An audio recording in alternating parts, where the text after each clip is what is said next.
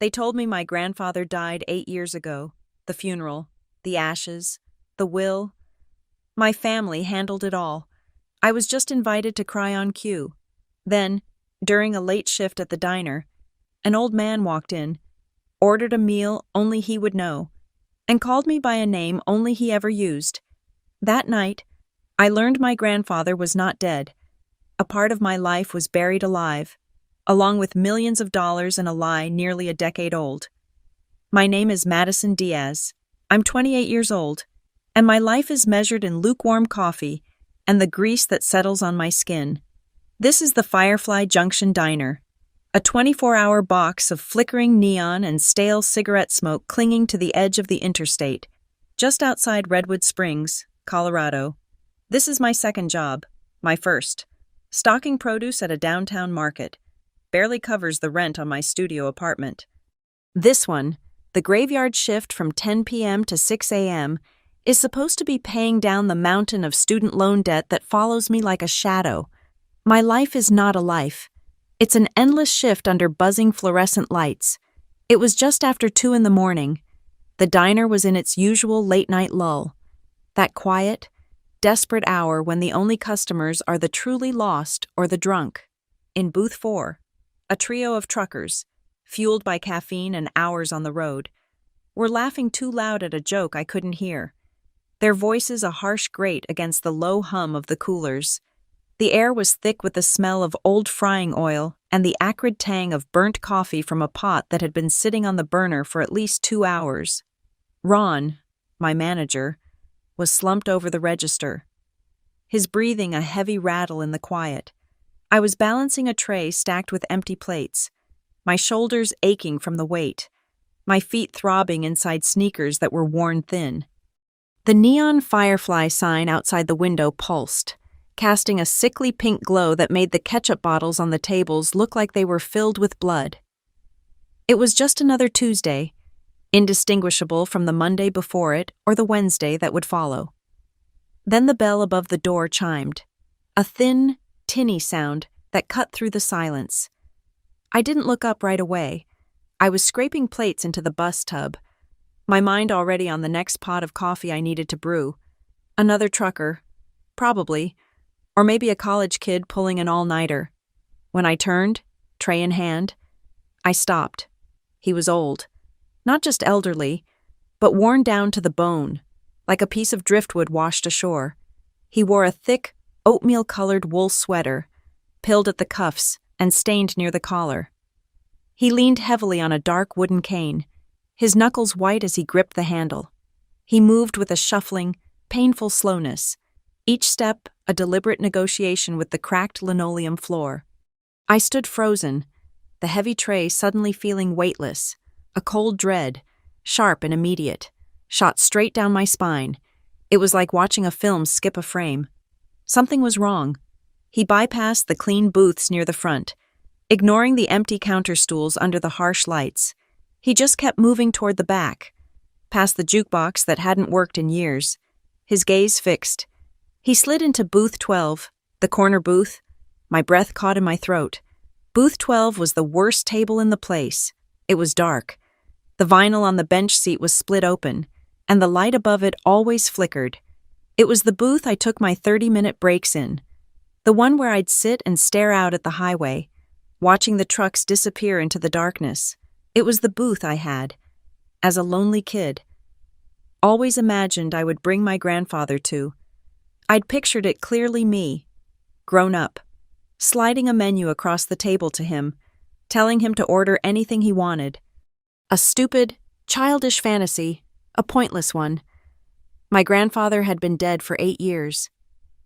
I shook my head, trying to clear the fog of exhaustion. I was tired, working too many doubles. I was seeing things.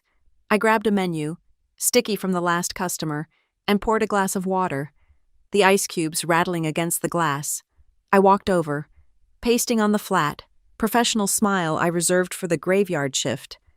"Welcome to the Firefly," I said, my voice sounding hollow. "Can I get you started with some coffee?" The old man didn't look at the menu I placed on the Formica table. He was staring out the window, his reflection a pale ghost against the dark glass. He turned his head slowly, and his eyes met mine. They were gray, not the cloudy, faded gray of old age, but a sharp, clear, piercing gray, a gray I recognized. "No coffee. Thank you," he said. His voice was a dry rasp, paper thin but clear. "I'll have breakfast. I want 2 eggs, over hard. Make sure the cook kills them. Solid all the way through." I gripped my order pad. "Bacon," he continued. "Very crispy. Tell him if it's not bordering on burnt. Send it back. And a stack of pancakes." He paused, leaning forward just an inch, his eyes holding mine. No syrup on the pancakes, just a good sprinkle of sea salt. The air left my lungs in a silent rush. The smile on my face cracked, turning brittle. It wasn't just a strange order.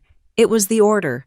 It was the Garaf special, the ridiculous breakfast he had invented for me when I was 9, the meal he'd make for me on Saturday mornings in the small kitchen behind his auto shop, eggs like rubber, bacon like charcoal, and salty pancakes, a secret handshake made of food. Only 2 people in the entire world knew that combination, and one of them was me. I just stared, my mouth hanging open. I tried to laugh, but the sound that came out was a strangled croak. "That's a very specific order. I'll put that in for you." I couldn't move. My feet were cemented to the floor. It was a coincidence. It had to be. A cruel, bizarre, mathematically impossible coincidence. The old man watched me. His gaze wasn't vacant. It was intensely focused. He saw the shift in my eyes. He saw the blood drain from my face. He tilted his head, and the barest flicker of a smile touched the corner of his mouth. "Starling," he said, "you got tall." The order pad slipped from my numb fingers. It hit the floor with a flat, dead sound. The world went silent. The laughter from booth 4, the sizzle of the grill in the kitchen, the hum of the neon sign, it all vanished, sucked into a vacuum. All I could hear was the frantic, high-pitched ringing in my own ears. Starling, not Madison, not honey or ma'am. Starling, the name he gave me because he said I asked too many questions, chattering away in his garage. The name no one else on earth had ever called me. The name that was supposed to be buried. My vision tunneled. In a blinding flash, I saw the funeral home in Kansas. 8 years ago, I saw the dark, polished wood of the casket closed, always closed. I saw my stepmother, Valerie, her arm around my shoulder, her voice smooth and comforting, telling me it was a blessing, that his suffering was over. I saw the framed photo they had placed on the casket, him, younger, smiling at a company picnic, his eyes vibrant, the same eyes that were staring at me right now. "Who are you?" My voice was a terrified whisper. I sounded 6 years old. My hand was shaking so badly I had to grip the back of the neighboring booth to stay upright.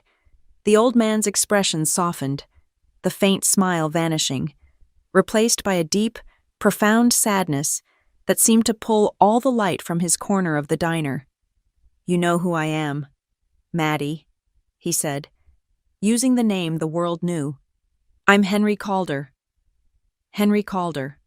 The name etched into the gray granite headstone 2 states away. The name on the official certificate of death my father, Mark, had filed away. The name of the man I had mourned for nearly a third of my life. "No," I took a step back, bumping hard into a chair. "That's not funny. You're not him. You can't be. My grandfather is dead. I went to his funeral." I looked desperately toward the counter, toward Ron.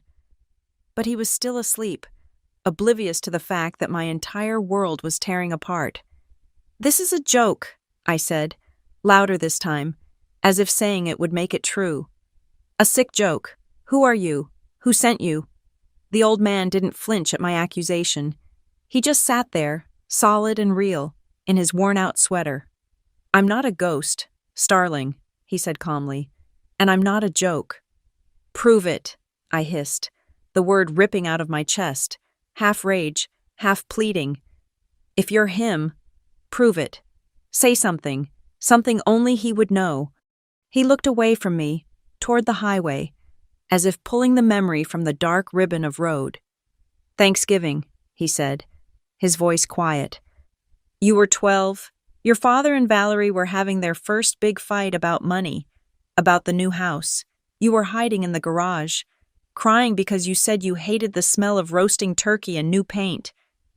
My heart hammered against my ribs. "I pulled you out the side door," he continued, his gaze distant. "We took the old red pickup, the one with the dented fender. We drove to that gas station on Route 7, the one with the broken sign. We bought 2 cheeseburgers that tasted like hot cardboard and a bag of those sour gummy worms you liked. We sat on the tailgate. I spilled ketchup all down the front of my good shirt, and you laughed so hard you snorted. You swore you'd never tell anyone, because your mom would have haunted us for eating junk food on a holiday." He turned his head, and his clear gray eyes locked back onto mine. "I kept the shirt. I never could get the stain out." Every word was a hammer blow, striking the foundation of my reality. The dented fender, the sour gummies, the snort. Details so small, so specific, so ours, that they couldn't be faked. This wasn't an actor. This wasn't a cruel prank. This was him.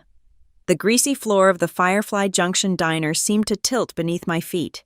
If he was here, breathing, ordering salty pancakes, then the funeral was a lie. The grief was a lie. The story of my life, the orphan girl who lost her mother and then her beloved grandfather, was a carefully crafted piece of fiction. My family, my father, my stepmother, they hadn't just mourned him. They had erased him. "Diaz." The shout from the counter was so loud it made me jump out of my skin. I spun around. Ron was glaring at me, his face red and puffy from sleep.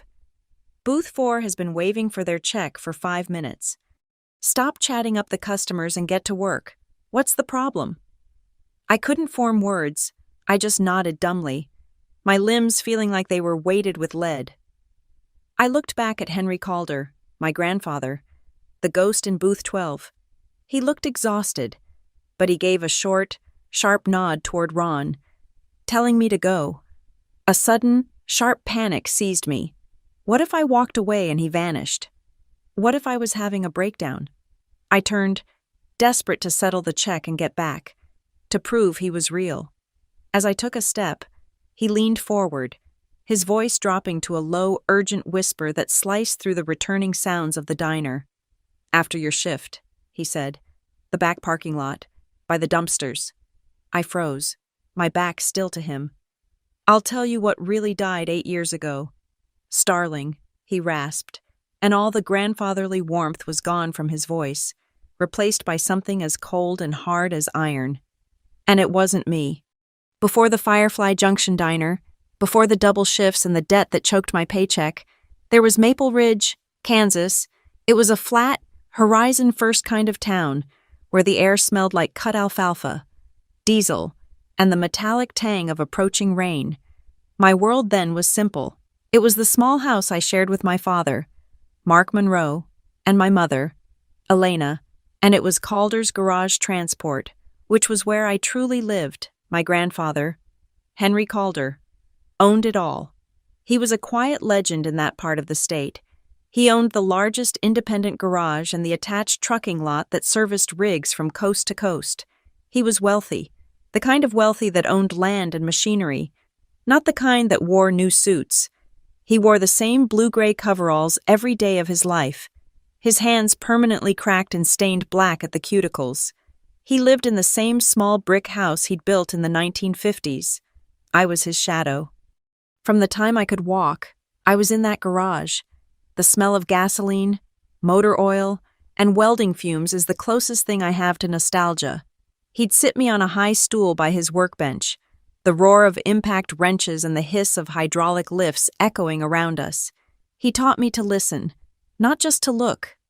"Hear that? Starling," he'd say, his voice a low rumble.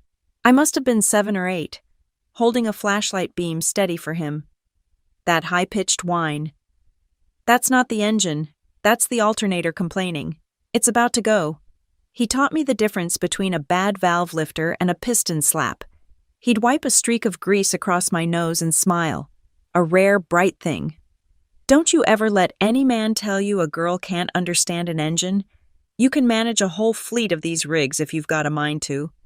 Then, when I was 15, my mother got sick. It was a quiet, wasting illness that stole her from us in increments, leaving a silence in the house that felt heavy and suffocating. My father, Mark, was lost. He was a good man, or so I believed. But he was soft in ways Henry was not. He was a salesman, a numbers guy, and he couldn't stand the emptiness Elena left behind. He didn't stand it for long.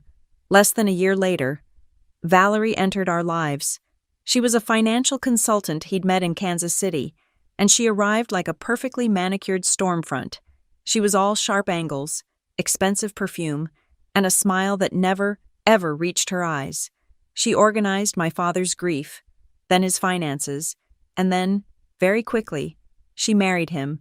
She brought baggage. Her 2 daughters, Brooke and Maddie, were just a few years younger than me, and they arrived with an expertise in quiet cruelty and brand names I couldn't pronounce. The change was immediate. Valerie painted over my mother's warm yellows and blues with sterile shades of beige, taupe, and eggshell. The house no longer smelled like baking bread. It smelled like air freshener. And then she began to work on separating me from Henry. "Mark, darling," I heard her say one evening, her voice like smooth glass drifting up the stairs. "I just don't think it's appropriate for Madison to spend her weekends in that filthy garage. She came home with grease under her nails. She's a young woman, not a mechanic. She needs to be focused on her college applications." Suddenly, my father agreed. "Val's right. Maddie, it's time to grow up. Your grandfather, he's a bit rough around the edges." My visits to the garage were cut back. First, they were postponed for SAT prep. Then they were canceled because of family dinners that became tense, awkward affairs. The conversation, always led by Valerie, revolved around money. Not the earning of it, but the spending of it. Brooke and Maddie were enrolled in a private day school an hour away. The tuition was astronomical. "They need the stability. Mark, they've been through so much," Valerie would say, referring to her own amicable divorce. They were given new cars for their 16th birthdays, while I was told the old truck Henry had been fixing up for me was unsafe and a waste of money. Henry saw it. He stopped coming to the house as often. The new beige furniture, he said, made his back hurt. The few times we did see each other, Valerie was a constant, smiling barrier between us. "Henry, don't encourage her with that talk about engines," she'd laugh, intercepting a technical manual he tried to pass me. "We're trying to get her into a liberal arts program, not a trade school." The narrative about him began to shift, subtly at first, then with crushing force. He wasn't simple, he was difficult. He wasn't frugal, he was selfish. "Your grandfather was very short with me on the phone." Valerie would sigh to my father, loud enough for me to hear. "I was only asking about his accounting, and he was incredibly rude. He just doesn't seem to love you the way he used to. Maddie." My father told me once, his eyes pleading with me to accept this new reality. "He's getting old. He's just not the same man." They were editing him. They were poisoning my one safe harbor. I fought back, but I was 16, then 17. I was grieving my mother and losing my father to this new, glossy family. I started to believe them. Maybe he was getting mean. Maybe he didn't love me anymore. I fled to Colorado for college. I got a partial scholarship and loans to cover the rest. I was 20 years old, a sophomore drowning in textbooks and working a shift at the campus library to pay for groceries. I was in the quiet stacks, shelving books. When my phone vibrated, it was my father. His voice was broken. "Maddie, you need to come home, now." "What, Dad? What's wrong?" It's your grandpa. Honey, he had a stroke, a massive one. Last night, Maddie, he's gone." The book I was holding, a heavy history of economics, slipped from my hand and hit the carpet with a dull, final thud. Gone. The one solid pillar of my childhood. Gone. The funeral was a nightmare. A sterile, disjointed event that felt profoundly wrong. Valerie, it turned out, had handled everything. The service wasn't at our church in Maple Ridge. It was at a sleek, modern funeral home in a wealthy suburb over an hour away. "It's what he deserved," Valerie said, dabbing at perfectly dry eyes. When I arrived, frantic and exhausted from the overnight bus ride, the service was already beginning, and the casket was closed. "I want to see him," I whispered to my father, pulling at his sleeve. "We can't, honey," Mark said, his face pale and puffy. He wouldn't look at me. Valerie's arm, cold and strong, wrapped around my shoulders. "Oh, Madison, no, you mustn't." Her voice was a stage whisper of concern. The stroke, it was very severe. The doctors said, "It's better this way. It's better to remember him how he was, strong and vital.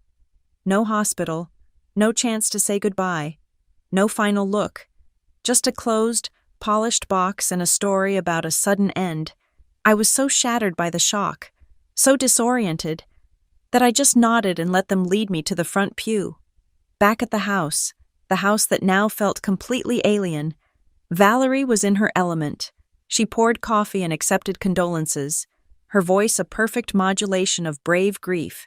She pulled me into the kitchen, her grip on my elbow surprisingly tight. "Now, listen to me, Madison," she said, her voice dropping. "I don't want you to have any more stress. Your grandfather, well, he didn't manage his affairs well. The garage was in terrible shape. He was hiding a lot of debt. A lot." She sighed, a performance of profound weariness. "Mark has been trying to untangle the mess for months, and it's bad. There's really nothing left, just debt." I stared at her. The garage. Failing, it was always full.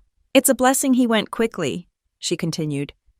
"Before the bank took everything, Mark has managed to salvage the situation, but it's all handled. There's nothing for you to worry about. You just go back to school. Focus on your grades. That's the only inheritance he would have wanted for you." A few days later, before I left, I found the courage to ask my father, "Dad, did Grandpa leave a will?" Mark looked up from the paperwork on his desk, startled. "Maddie, now is not the time. It's just, he always said—" Valerie appeared in the doorway, as if summoned. Her smile was gone. "Madison, in America, polite people do not circle like vultures over a person's assets before they are even cold in the ground." Her voice was ice. "That is incredibly greedy. Your father and I are handling the estate. It is handled—" Greedy.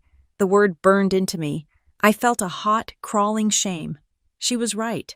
He was gone. What kind of monster was I to be asking about money? I apologized. I fled back to Colorado, to my scholarships and my new, crippling student loans. I took a second job, slinging coffee at a campus cafe from 5 a.m. until my first class. And I watched my family's life on social media transform, while I was calculating if I could afford both textbooks and ramen. Brooke posted photos from a 5-star resort in Cancun. Maddie got a brand new Mercedes convertible for her 18th birthday. Valerie posted an entire album of their summer trip to Europe. Pictures of them in Rome, in Paris, laughing in front of monuments I only read about in my textbooks. Their new life was spectacular. I told myself it was fine. My father was a good consultant. Valerie was obviously a financial genius. They had landed a new client. They had made smart investments. It had nothing to do with the failing garage or the debt-ridden estate of my grandfather. It was just good business. The last time I visited my dorm room, I was packing to move into the tiny off-campus apartment I still live in. I found it at the bottom of a drawer, the only photo of me and Henry that Valerie hadn't archived or replaced. It was just the two of us, taken by my mother years ago. We were sitting on the tailgate of his old red pickup. I was maybe 9, gap-toothed and grinning, covered in grease. He was beside me, not looking at the camera, but looking at me. And he was smiling, that rare, real smile. I taped it to the peeling paint of my new apartment wall. I stood back, looking at the ghost in the photograph. I promised him I would make it on my own. I wouldn't be greedy. I wouldn't ask them for anything. I would work. I would pay off my debt. And I would not let the past, or the grief, or the family that had forgotten me, pull me down. I had no idea. I had absolutely no idea that my past hadn't just been forgotten. It had been meticulously rewritten. And the man in the photograph, the man I had mourned for 8 years, was sitting in a diner booth in Colorado, waiting to tell me the truth. The last 4 hours of my shift were a hypoxic blur. I operated on pure, twitching adrenaline. I refilled coffees I had just filled. I dropped a heavy plate, sending ceramic shards skittering across the kitchen floor, and barely registered Ron's shout. The image of Henry Calder in booth 12, the ghost who knew about the ketchup stain, was burned onto the back of my eyelids. Every time the bell on the door chimed, my heart seized, terrified he had vanished. Every time I looked at booth 12, he was still there, nursing a glass of water, watching me with those impossibly familiar, impossibly alive gray eyes. When 6 a.m. finally ticked over on the wall clock, I didn't feel relief. I felt a cold, climbing dread. I ripped off my apron, shoved it into my locker without even bothering to count my tips, and pushed through the double doors into the employee hallway. My hands were shaking so badly I could barely get my keys out of my pocket. I shoved open the heavy metal back door. The air hit me like a slap. It was that dead, bruised purple hour just before dawn, cold enough to make my breath plume in front of my face. The only light came from a single, buzzing security lamp that cast long, ugly shadows from the row of massive, stinking dumpsters. And there it was, parked at the far edge of the cracked asphalt, just outside the main pool of light, was a dark, nondescript rental sedan. Its engine was off. The windows were fogged opaque, hiding whoever was inside. My heart was a fist punching the inside of my ribs. This was it. This was the moment I crossed over from exhaustion-induced hallucination to something else, something terrifying and real. I walked slowly, my worn-out sneakers crunching on the gravel. I stopped 10 feet from the car. I didn't want to get closer, not yet. I wrapped my arms around myself, a feeble defense. The passenger side window slid down with a low, electric hum. He was there, in the dim pre-dawn light. He looked 100 years old. His skin was paper-thin, his face a map of deep wrinkles. He looked exhausted, but he was solid. He was real. "Madison," he said. "Stop." My voice came out sharp, brittle. I was desperate. "Just stop. One more. I need one more. If you are him, if you are Henry Calder, tell me about the blue bike." He didn't hesitate. He looked down at his hands, which were gnarled and spotted, resting on the knob of his cane. "The blue Schwinn, with the white basket and the silver streamers." "Tell me," I insisted, my voice cracking. "You were 10, he began, his voice the same dry rasp I'd heard in the diner. "Your father had forbidden you from riding past Miller's Creek. He said it was too dangerous. You went anyway, all the way to the old quarry, 6 miles out. You hit a patch of loose gravel, flew right over the handlebars. You twisted the front fork and completely bent the chain guard." I squeezed my eyes shut. I could still feel the sting of the gravel on my palms. "You were terrified," he continued. "Not because you were hurt, you just had a scraped knee and a bloody lip. You were terrified because you knew your father would take the bike away for good. You pushed it all the way back, crying, and you hid it in the back of my garage, behind the stacks of winter tires." He looked up then, and his gray eyes found mine in the gloom. "You begged me to fix it before he found out. I did. I stayed late that night. After all the mechanics went home, I straightened the fork, hammered out the guard, and re-greased the chain. When your father came looking for you, I told him I had accidentally backed the shop truck into it while it was parked by the door." My breath hitched. "He yelled at me for an hour," Henry said, a flicker of that old dry humor in his eyes. Called me a careless old fool. Said I owed you a new bike. I just stood there and took it, because that's what we agreed." He paused, letting the memory settle between us in the cold air. "And you forgot something," he added, his voice softening. "The next day, after school, you came to the shop. You didn't say thank you. You just walked up to me while I was working on an engine, slipped your hand into the pocket of my coveralls, and left your last piece of peppermint candy, the one I'd given you that morning." A single, hot tear escaped and slid down my cheek. Freezing almost instantly, I had forgotten. I had completely forgotten the peppermint. My last wall of defense crumbled into dust. This wasn't a con man. This wasn't a hallucination. This was him. My knees gave out. I stumbled forward and grabbed the car door to keep from falling. The cold, dew-covered metal bit into my hand. "Get in, starling," he said, his voice gentle. "You'll freeze to death out here. We have 8 years to cover." I slid into the passenger seat. The car smelled like a rental stale air freshener and plastic.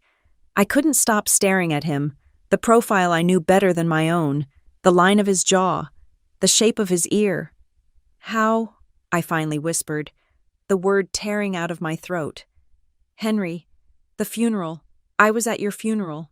We buried you." "No," he said, his gaze fixed on the windshield, on the coming dawn. "You didn't. You buried an empty box." He began to talk. The story came out in flat, exhausted pieces, as if he had rehearsed it 1,000 times in his head. 8 years ago, right after I had returned to college for my sophomore year, he'd had a health scare. "It wasn't a massive stroke," he said, his voice laced with a contempt I remembered well. "It was a TIA, a transient ischemic attack. Scared me, I'll admit, but I was walking and talking an hour later. The doctor, a new fellow I didn't know, said I shouldn't be alone. He recommended a high-end care facility in Northbridge, just for observation. He said, a month, maybe 2, for some physical therapy." Northbridge, 2 hours east of Maple Ridge, in the complete opposite direction from my college in Colorado. "Mark and Valerie drove me," he continued. "She did all the talking. She was so efficient, so concerned. She told me the paperwork was complicated, that to get me the best care, they'd need to be able to handle my medical billing and my finances, just for a little while. They had me sign a power of attorney." He spat the words like they were motor oil. "Temporary," she said. "Just to handle the medical files." I signed it. I was tired, still a little fuzzy from the attack. And he was my son. I trusted him. He was admitted. "The facility was nice," he said. "More like a hotel than a hospital. Private rooms, landscaped gardens. But the rules were rigid." "About a week in," he said, his knuckles turning white on his cane. "I was in my room. The door was cracked open. I heard Valerie in the hallway, on her cell phone. She was laughing. A high, bright sound. I heard her say, he's settled. No, Mark, don't worry about it. It's fine." He swallowed, and his voice dropped to a barely audible rasp. Then she said, "That little Madison girl won't be visiting. She's too busy with her happy new college life. She barely called him anyway. Just tell her his father died. It's cleaner that way. Job done." A wave of icy nausea rolled through my stomach. Job done. "I confronted her," Henry said. "I waited until she came into the room, and I asked her what she meant. She didn't even deny it. She just smiled, that plastic smile, and told me I must have misheard, that I was confused from the stroke, that she was just talking about a business associate." From that day, the walls closed in. He was a prisoner in a 5-star jail. "Mark rarely came," he said, his voice breaking for the first time. "When he did, he looked sick. He wouldn't meet my eyes. He just kept patting my hand and saying, 'It's for the best. Dad, you're safe here. Valerie is handling everything.'" Valerie was the one who visited. She always came with her own lawyer. She'd bring stacks of papers. "Just sign here. Henry, it's for your taxes. This is just for the property insurance." This is just to update the garage's suppliers. I tried to call you, he said, turning to me, his eyes desperate. I tried to write you letters. I never got anything, I choked out, the old, familiar ache of abandonment twisting in my gut. I know, he whispered. They had all my mail rerouted to their address. All of it. When I asked the nurses to help me call you, they were told to call Mark's number first. He or Valerie would always answer. They'd tell me you were traveling, studying abroad in Spain. Then they told me you were angry, that you were severely traumatized by your mother's death, and that seeing me in a weakened state would be too much for you. They said you needed space, and like a fool, like a damned fool, I believed them. I thought you had moved on, that you had forgotten me. The symmetrical, monstrous cruelty of it left me speechless. They had built a wall between us, using our own love and grief as the bricks. They told me he was dead. They told him I had abandoned him. Years passed, he said. I got older. My body got weaker, but my mind didn't. I started asking questions. I asked about the garage. Valerie said it had been sold to cover expenses, my expenses. I asked about the farmland. Sold. All of it. I was given a small allowance, deposited into an account at the facility for toiletries and snacks. I was never allowed to see a bank statement. I was, for all intents and purposes, a non-person. So how did you get out? I asked. How did you find me? A new nurse, he said. A young woman, Kara. She was kind. She listened to me. She didn't think I was just a senile old man. One night, about 6 months ago, she let me use her personal phone. She found you on the internet for me. I saw your picture. And then I was blocked. I couldn't message you. I couldn't see your posts. Your father's account, which Valerie runs, had blocked me from seeing you, and you from seeing me. But she found your location tag, he continued. Redwood Springs, Colorado. He saved his allowance for months. When the facility changed management, the new rules were a little laxer. I faked a dental emergency. They put me in a medical transport van for an appointment in town. On the way back, I told the driver I was having a heart episode, that he had to take me to a different hospital. It was a lie. I had $400 saved. I gave it all to him and told him to drive me to this address in Redwood Springs. He was an old-timer, a trucker. He just looked at me, looked at the money, and started driving. But why here? I asked. Why this diner? A poster, he said, a faint, sad smile touching his lips. It hung in my old office for 30 years, an old calendar from the 1990s, a picture of this diner, the Firefly Junction. I remembered you. You must have been 14 or 15, just staring at it. You said, one day, Grandpa, I want to work in a place just like that, a diner on the highway, where you can watch the trucks go by like shooting stars. I knew it was a long shot, the longest. I got here, and I've been watching, for 2 days, sitting in a motel down the road, taking a taxi here, just watching. And then, I saw you. We sat in the cold silence of the rental car. The story was too big. 8 years, a faked death, a stolen life, millions of dollars. They did it for the garage, I said finally, my voice flat, dead. For the land? For the money? Yes, he said. But they didn't just do it for the assets. They did it because of what I'd already done with them. I turned to him, confused. Your stepmother is a smart woman. Starling, he said, his voice dropping to that cold, sharp whisper I'd heard at the end of my shift. She's thorough. When I signed that POA, I guarantee the first thing she did was have her lawyer look at my estate plan. She must have seen the will. The will, I repeated, Valerie's voice echoing in my head. Just debt, nothing left. The real will, he clarified. The one I wrote with my own lawyer, Mr.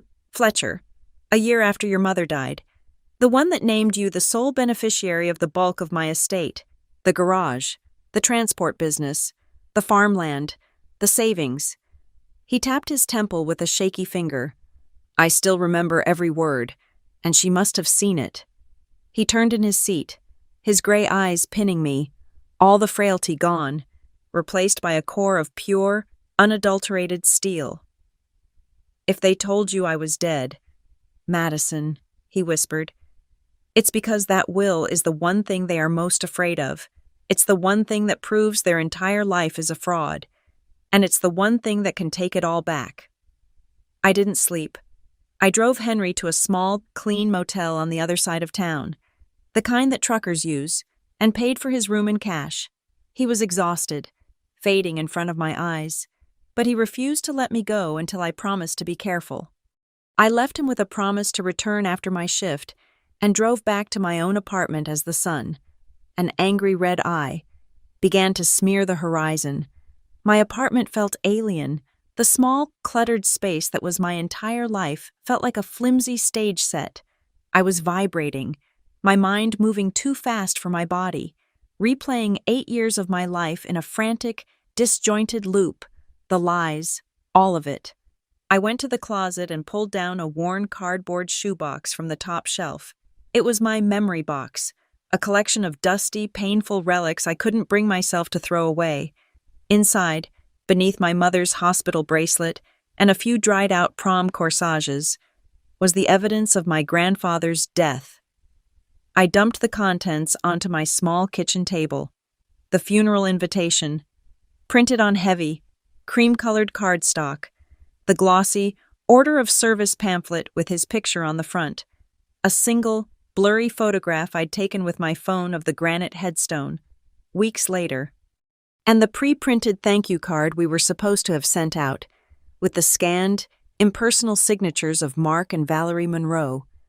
I sat there, staring at the pieces of the lie, and for the first time, I looked at them with cold, clear eyes. The first thing I noticed was what wasn't there. In all this carefully curated paperwork of death, there was no copy of a death certificate, not a single piece of paper from a hospital, a coroner, or the state. I remembered, with a jolt, asking for one. Valerie had waved her hand dismissively, her bracelets jangling. Oh, darling, it's all so morbid. We filed everything away. You don't need to see that. I picked up the invitation. Evergreen Memorial Chapel, Northbridge, Kansas. I grabbed my laptop from the sofa, my hands shaking. I typed the name into Google. A listing popped up, and right below it, in red letters, permanently closed. My heart hammered. I clicked on the address. It was now a yoga studio.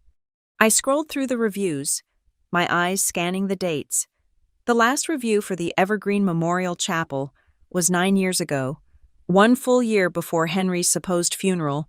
It was a phantom business. They had held a funeral at a chapel that didn't exist. I looked back at the invitation, my blood turning to ice. The phone number. I grabbed my cell phone and punched in the 10 digits. A recorded, automated voice chirped in my ear. The number you have dialed is not in service. Please check the number and try again. It was a deadline, a fake number on a fake invitation. My mind flashed back to that day, the suffocating weight of grief. I had taken an overnight bus, arriving frantic and sleep-deprived. I was late. I remembered running, stumbling over the manicured grass of the cemetery, toward the small crowd gathered under a gray, weeping sky.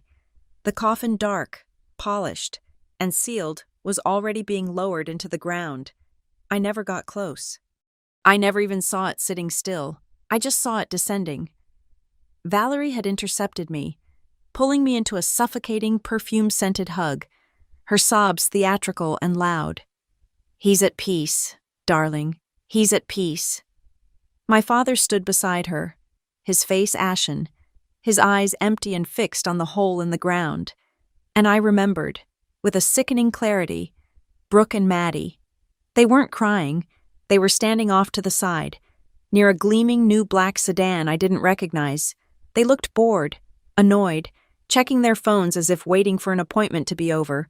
Their eyes kept darting to the car, and then to each other, sharing a look I hadn't understood, a look of anticipation. I thought back to the questions I'd tried to ask. In the days that followed, back at the house, I'd tried to pin my father down. Dad, what exactly happened the stroke? Was he in the hospital? Did he say anything? Mark had flinched away from the details, his answers a cloud of evasive generalizations. Maddie, it was just so fast, so sudden.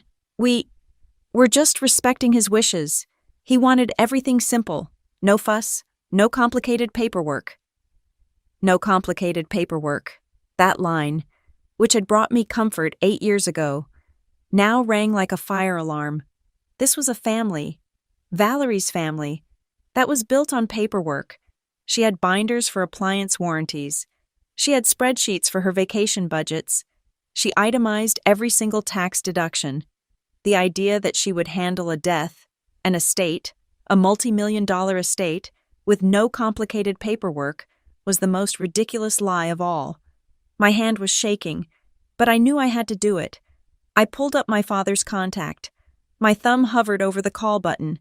I had to hear his voice. I had to hear him lie to me. Now, I pressed the button. It rang twice, and he picked up, his voice distracted, professional. Madison. Is everything okay? It's early for you to be calling.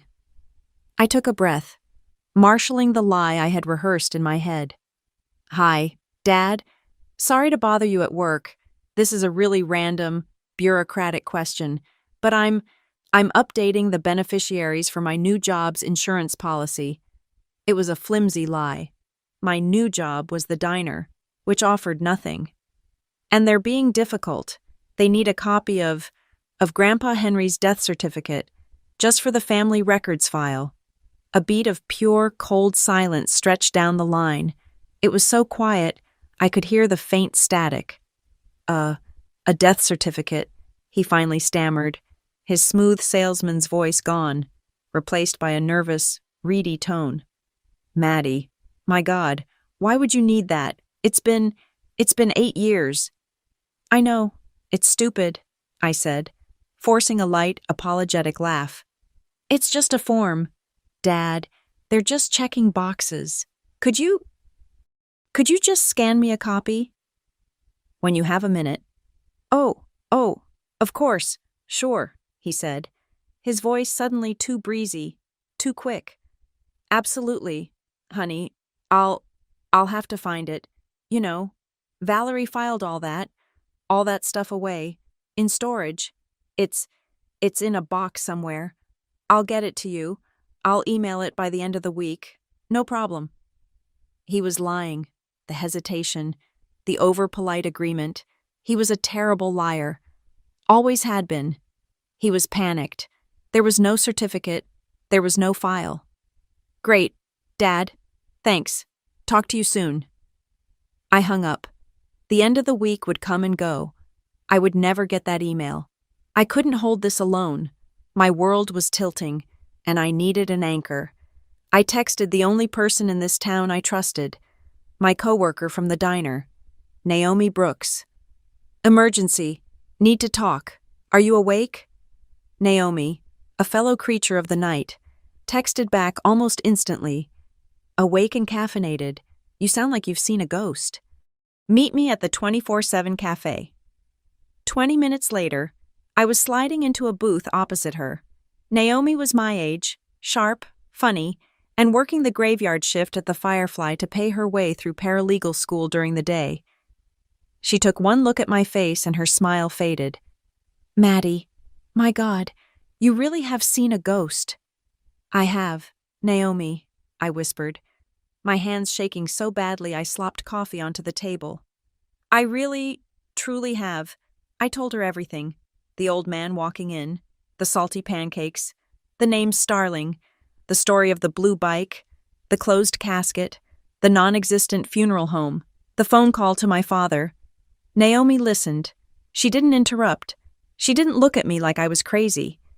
As I spoke, her expression shifted from friendly concern to a sharp, focused, professional intensity. She was no longer a fellow waitress. She was a paralegal student looking at a case file. When I finished, she was silent for a full minute. just staring into her black coffee. "Maddie," she said finally, her voice low and even, "I'm not a full lawyer yet, but I've read enough case law on elder abuse and probate fraud to know this stinks. It stinks to high heaven. You can't just declare someone dead in this country. There is a process, a legal one. There has to be a doctor's signature. There has to be a death certificate filed with the county, and then the state." "But what if they faked one?" I asked, my voice thin. "That's a major felony," Naomi said, her eyes narrowing. "A stack of them. But let's start with the basics. Let's see if one even exists." She pulled her laptop from her backpack, flipped it open right there in the cafe, and tethered it to her phone. What was his county where he lived? Maple Ridge. That's Dickson County, Kansas. Okay. Her fingers flew across the keyboard, clicking through official-looking state government websites. Dickson County, Office of Vital Statistics, Public Records Request. Okay, here we go. She filled in the online form. Henry Calder, date of death. Let's give it a 3-month window around the funeral date 8 years ago. She pulled out her own debit card and paid the $15 search fee. And now? We wait. We didn't wait long. Less than 30 seconds. A digital message flashed on the screen in blunt, red text. No records found. "Okay," I said, my stomach tightening. "Okay, but the funeral was in Northbridge. That's a different county. Right, Sedgwick County?" "Good thinking," Naomi said. She went back, filled out the form for Sedgwick County. Another $15, another 30-second wait, the same result. No records found. Naomi leaned back in the booth, blowing out a long, slow breath. She turned the laptop to face me. "Maddie," she said, her voice gentle but firm, "there is no public, legal record of your grandfather's death. Not in the county he lived in, not in the county he was supposedly buried in. What? What does that mean?" "It means," she said, and her eyes were hard, "that in the eyes of the state of Kansas and the United States government, your grandfather, Henry Calder, is still alive." The words hung in the air, heavy and unbelievable. Naomi wasn't done. She was in investigator mode now. "What did you say the garage was called? Calder's Garage Transport?" I nodded, numb. She ran a search on the Kansas Secretary of State's business registry. "Okay, here. Calder's Garage Transport. Business registration. Dissolved. 8 years ago." "See," I said, defeated. They dissolved it." "Wait," Naomi held up a hand. "Look at the filing notes. Dissolved by managing partner in accordance with presumed death of principal owner." She looked at me. "Presumed death. That's a weasel word. Now, let's look at the property." She clicked over to the Dickson County Assessor's Office website. She typed in the address of the garage, the one I knew by heart. "Here it is," she said, clicking a link. "The parcel. Sold. 8 years ago, right after the funeral. Sold for $1. $1. It was a quit-claim deed," Naomi explained, her voice hardening with anger. "A legal transfer, usually between family members. It was transferred from the estate of Henry Calder to a new entity, a company called Monroe Holdings, LLC. "Monroe," I whispered. "That's my father's name." Naomi's fingers were flying again. "Let's see who Monroe Holdings, LLC is." Another search. Well,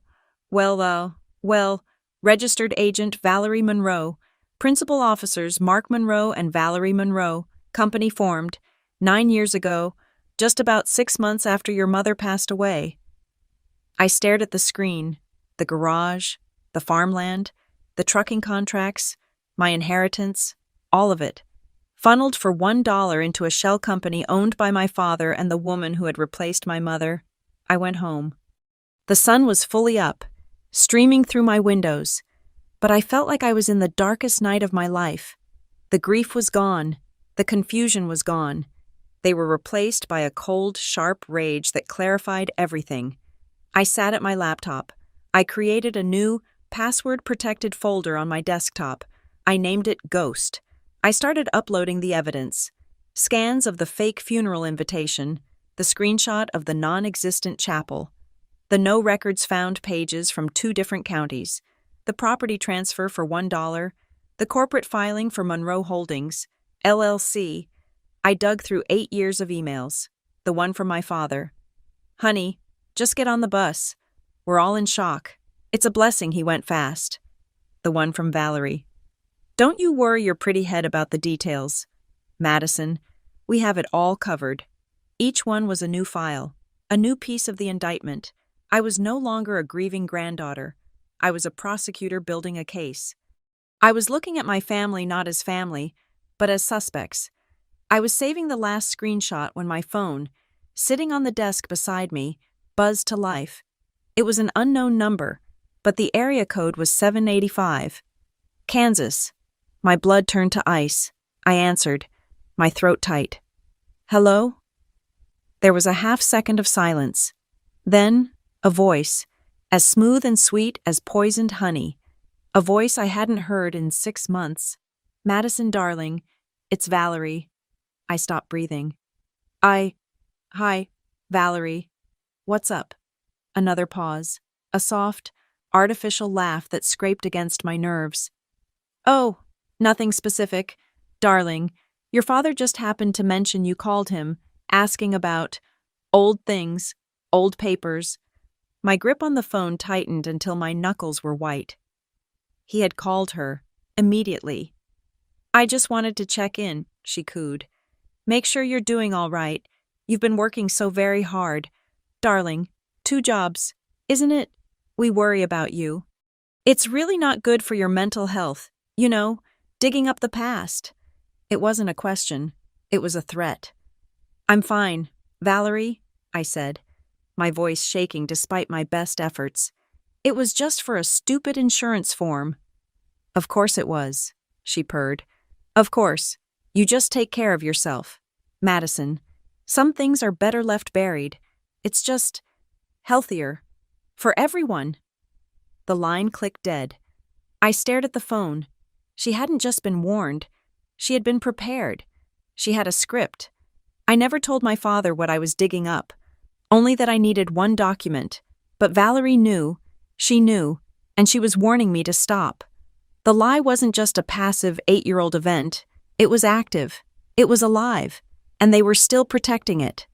Valerie's call changed everything. The threat, delivered in her signature smooth, condescending tone, was a tactical error on her part. It ignited the cold rage that had been simmering in my chest and turned it into fuel. It proved they were scared. It proved I was right. I immediately called Naomi, my voice low and urgent. "She knows. She just called me. Valerie knows I'm digging." There was a sharp intake of breath on the other end. Okay, Maddie, don't panic. This just moves up our timeline. She's not a lawyer. She's just a bully. But my cousin is." "Your cousin?" "Caleb Ortiz," Naomi said, her voice all business. "He's an associate at Barton Wells, over in Northbridge. This is exactly what he does. Elder law, probate, financial abuse. He eats people like your stepmother for breakfast. We're not handling this anymore. Maddie, we're escalating. Naomi, I can't afford a lawyer. I can barely afford my electric bill." "You're not going to," Naomi said, a note of steel in her voice. "Caleb works on contingency for cases like this. If he takes it, he takes a percentage of what he recovers.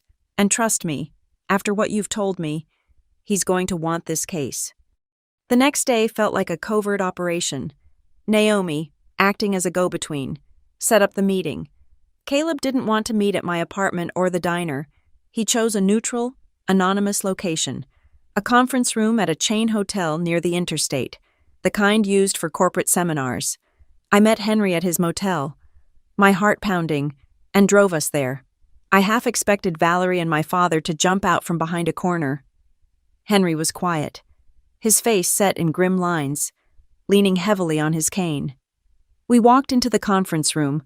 It smelled like stale coffee and industrial carpet cleaner. Naomi was there, looking uncharacteristically formal in a blazer, and standing by the window, looking out at the parking lot, was a man in a perfectly tailored dark blue suit. He turned. This was Caleb Ortiz. He was young, maybe 30, with sharp, intelligent eyes, dark hair pulled back into a neat tie, and an expression of intense, controlled energy. He wasn't smiling. "Ms. Diaz," he said, not offering a hand, just nodding. "Mr. Calder," he gestured to the long, polished table. "Please, sit. Naomi has given me the broad strokes, but I'm going to be blunt. The story you're selling is extreme." I bristled, but Naomi shot me a warning look. Caleb sat opposite us, opened a sleek leather portfolio, and took out a pen. A man, dead for 8 years, walks into a diner, a non-existent funeral home, a multi-million-dollar estate transferred for $1. It's a lot, Ms. Diaz. So, before we go any further, I need to hear it from you, from both of you. And so we told him. I went first, laying out the timeline of the death, the non-existent certificate, the shell company. Then Henry spoke. His voice was thin, but it held the room.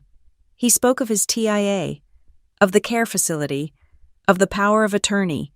He recited Valerie's exact words from the hallway. "Just tell her his father died. It's cleaner that way." I watched Caleb's face. He started with a look of professional skepticism.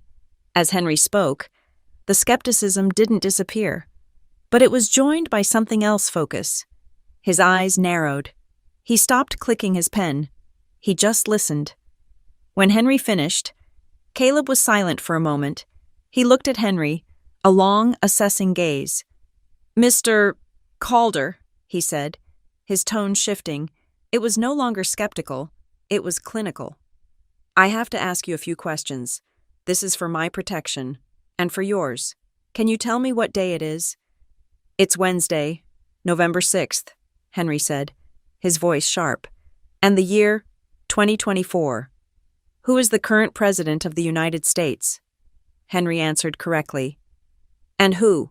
Caleb said, leaning forward. "Is this woman sitting next to you?" Henry turned his head and looked at me, his gray eyes, clear and sharp, locked on mine. "This," he said, his voice cracking with an emotion he'd been holding back, "is Madison Elena Diaz, my starling. My daughter Elena's only child, and the only family I have left." Caleb held his gaze, then nodded, satisfied. He scribbled a note, then flipped to a new page. "Okay, this is no longer a crazy story. This is a potential case. You mentioned a will, Mr. Calder, the one Valerie was so afraid of." "That's right," Henry said. "My will, the real one. I had it drawn up about a year after my Elena passed. I knew my son Mark was weak. I knew that woman, Valerie, had her hooks in him. I wanted to protect my granddaughter." "Who was your lawyer?" Caleb asked, his pen poised. "An old friend, a man I trusted," Henry said. "A guy named Fletcher, William Fletcher. His office was in the old bank building on Main Street in Maple Ridge. Fletcher, Hayes, and I forget the third name." "Fletcher Hayes," Caleb said, already typing into his phone. He looked up, his eyes bright with the thrill of the hunt. "They merged with a larger firm in Wichita. But Fletcher himself—" "Yes, he's retired, which is good. It means his files are still somewhere." "What does that mean?" I asked. "It means," Caleb said, "that when a lawyer retires, their active files are transferred, but their closed files, their estate planning, that all goes into deep storage, a records warehouse, and it's all meticulously indexed." He looked at Henry. "Mr. Calder, I need you to sign a document. It will authorize me, as your legal representative, to locate and retrieve any and all files pertaining to your estate." He pulled a pre-printed form from his portfolio. Henry took the pen. His hand was shaking violently. The old age tremor combined with adrenaline. It took him a long, painful minute to sign his name, but he did it. The signature was messy, spidery, but it was his. Good, Caleb said, carefully blotting the ink and tucking the form away. Naomi, you and I are going to find Mr. Fletcher's files. Ms. Diaz, Madison. You keep Mr. Calder somewhere safe. Not that motel. Somewhere she can't find him. A different town. Pay in cash. Don't use your phones unless you have to. The next 48 hours were the longest of my life. I moved Henry to another, more discreet motel 2 towns over. I sat with him, bringing him food from Drive Thrush, watching old game shows on the small TV. We were in a holding pattern, a pocket of silence while Caleb and Naomi went to war for us. On the 3rd day, my phone buzzed. It was Naomi. Okay, she said, her voice breathless. We're in. Caleb is a miracle worker. He sweet-talked a records clerk in Wichita, and we are now in a very large, very dusty warehouse looking at 3 dozen boxes labeled Fletcher W. I could hear Caleb in the background, his voice muffled but sharp. Got it. Box 22. Calder, Henry, estate planning. There was a sound of packing tape being ripped, a cough, then silence. Oh, my God, Naomi whispered. What? I said, standing up, my heart seizing. What is it? Caleb found the file, she said. It's all here, the original, and something else. Maddie, I'm putting you on speaker with Caleb. Ms. Diaz, Caleb's voice came on the line, crisp and cold. I have your grandfather's original, executed will, dated 10 years ago, signed, witnessed, notarized. It's exactly as he said. And, I pushed, and, Caleb said, I have something else, stamped on top of the file, a document dated just 3 days after your grandfather was admitted to the Northbridge facility. It's a revocation of will. A what? A document, filed by your father, Mark Monroe, using his power of attorney, declaring the original will null and void. In its place, it states that Mr. Calder's entire estate will be disposed of intestate, meaning without a will, which in Kansas means his only living son, Mark, gets everything, and his new wife, Valerie, gets half of that. But can he do that? I asked. Sick? He can't, Caleb said, and I could hear the anger in his voice. It's illegal. A power of attorney cannot, under any circumstance, be used to change or revoke a principal's will. That is a massive, glaring neon sign of financial abuse, but they did it anyway. They were betting no one would ever look.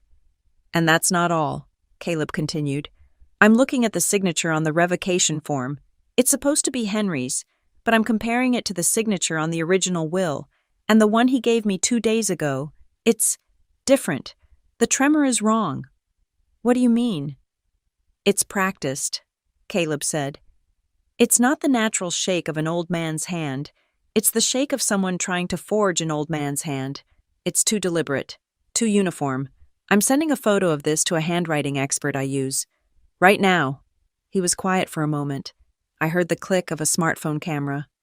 But the original, I said, my voice shaking. What does the original will say?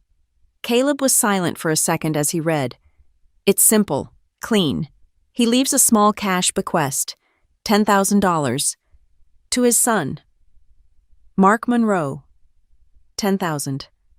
The rest, Caleb continued, and I quote, all real and intellectual property, including Calder's garage transport, all associated farmland, all savings, stocks, and personal effects, are bequeathed to my beloved granddaughter, Madison Elena Diaz, to be held in trust until her 25th birthday.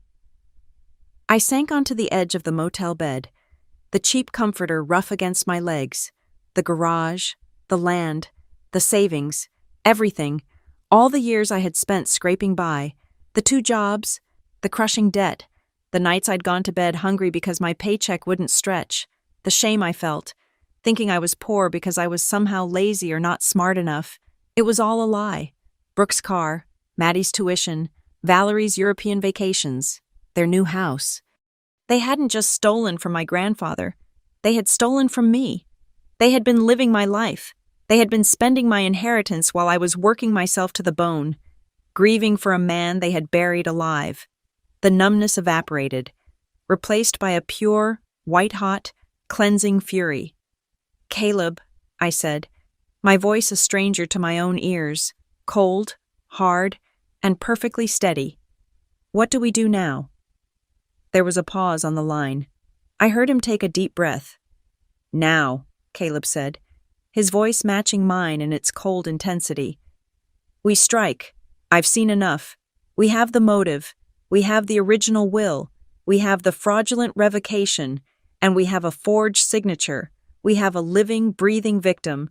We have all of them. Cold." "What's the plan?" I asked. "The plan is, we stop playing defense. We're not just finding things anymore. We are filing. Tomorrow morning, first thing, I am drafting an emergency petition to the Northbridge County Court. We're asking for an ex parte order. We're asking for everything. Everything.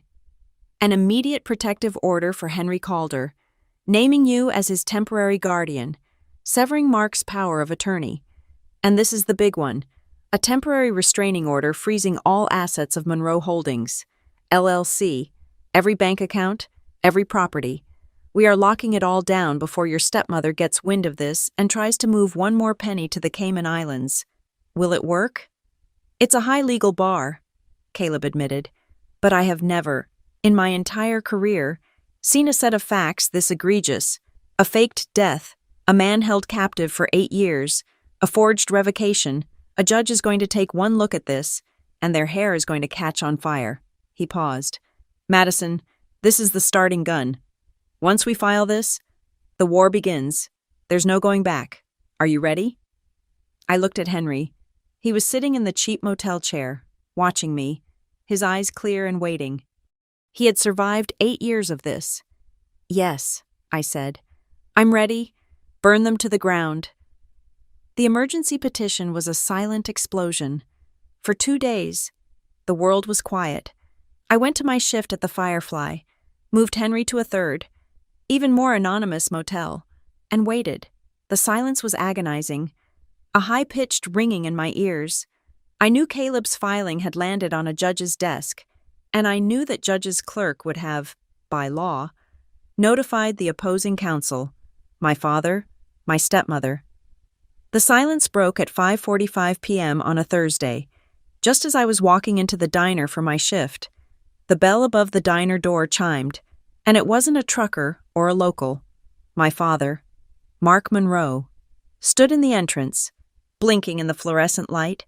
He was wearing a dark, expensive-looking wool coat I'd never seen, his hair perfectly coiffed. Beside him, Valerie, wrapped in a cream-colored cashmere coat, looked like a predator that had just spotted its prey. She surveyed the greasy spoons and cracked vinyl booths with an expression of profound disgust, and behind them, bored and beautiful, was my stepsister, Brooke. She was scrolling on her phone, her designer handbag hanging from her forearm.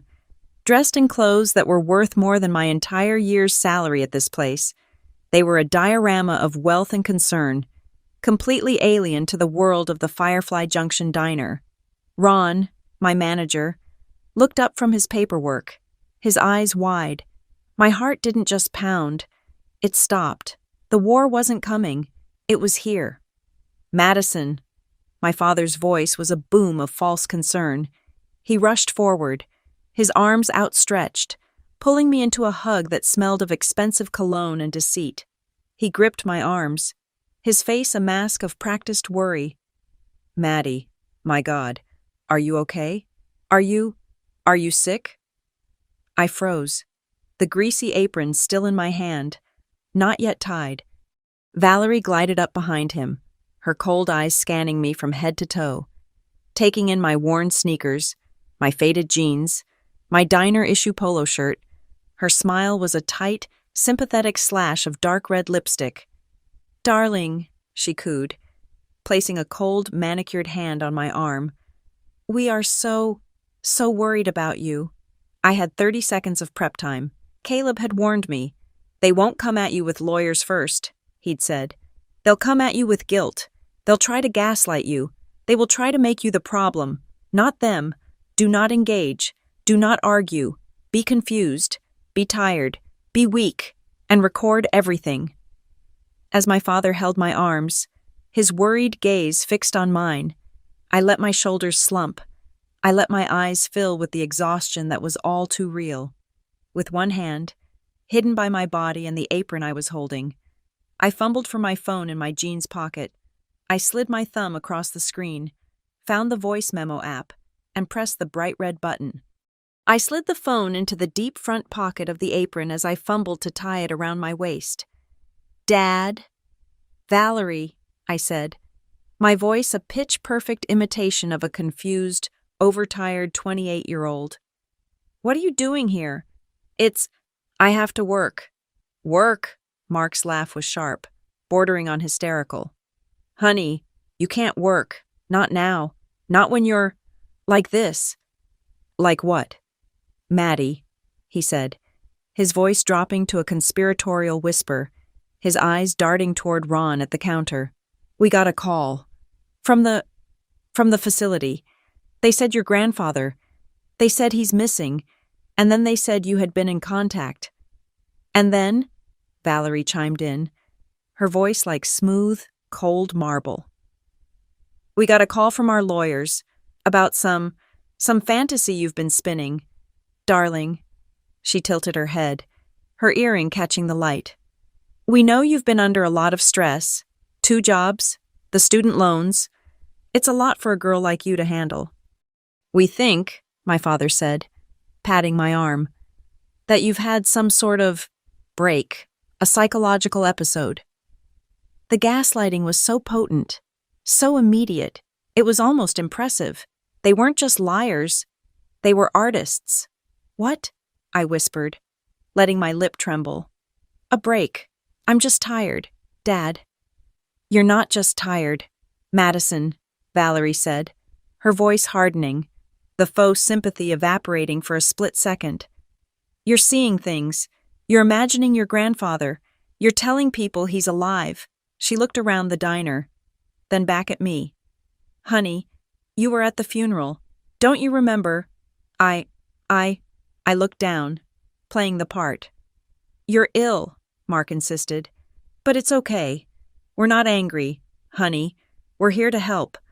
Valerie has an opening with her doctor, the best psychiatrist in Northbridge. He's a family friend. He's expecting your call. We're going to get you help." There it was. The family doctor, the trap. The independent report they would use to have me declared unstable, an unreliable witness. Brooke finally looked up from her phone, a sneer of pure, undiluted contempt on her face. "Oh my God, can we go? This place stinks like old bacon. Are you really still a waitress? Maddie? I guess not everyone is cut out for, money." "Brooke, hush," Valerie snapped. Not because she disagreed, but because it was bad optics for the concerned family routine. "No, really," Brooke continued. "Dad said you were hallucinating Grandpa.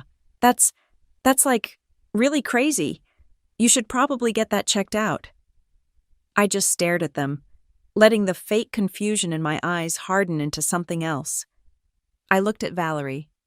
"He is alive," I said, my voice quiet, but flat. "I saw him." Valerie's smile froze on her face. The mask slipped.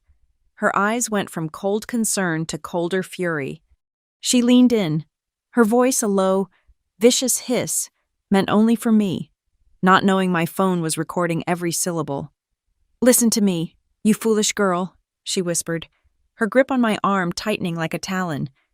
"I don't know what game you think you're playing, but you need to stop, now.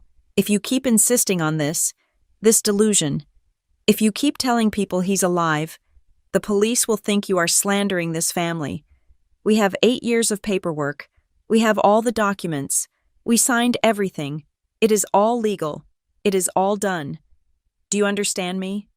We signed everything. The perfect, accidental confession. She wasn't denying he was alive. She was denying I could prove it. I don't. Maddie, Ron's voice barked from the counter. He was on the phone, looking panicked. Your family, your table in the back is here. My family. They had called ahead. They had planned this. Valerie's composure snapped back into place. Oh, good, she said brightly. We'll just sit and wait for you. Darling, you can't work in this state. We're taking you home. I shook my head, pulling my arm free from her grasp. I can't. I need this job. I turned and walked away from them, my whole body shaking, not from fear, but from a rage so profound it was almost silent. I walked past Ron, who was staring at me with a new, fearful suspicion.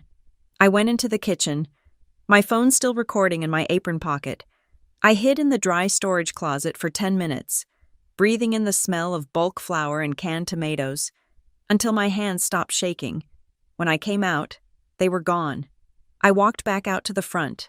Ron was waiting for me, his arms crossed, his face pale. Madison, he said, his voice cold. He wasn't looking at me. Look, I don't get paid enough for this. For what? Ron? Your family, the lady in the coat. She talked to me while you were in the back. She said you're going through some severe mental health issues, that you've been making accusations, that you're unstable. My blood ran cold. She hadn't just come for me. She had come to salt the earth around me. Ron, she's lying. I don't care, he snapped. She said you're unstable. She said you might get erratic and to watch out for confrontational behavior. She said you might need to be committed for your own good. Look, Maddie, I don't want a lawsuit. I don't want drama.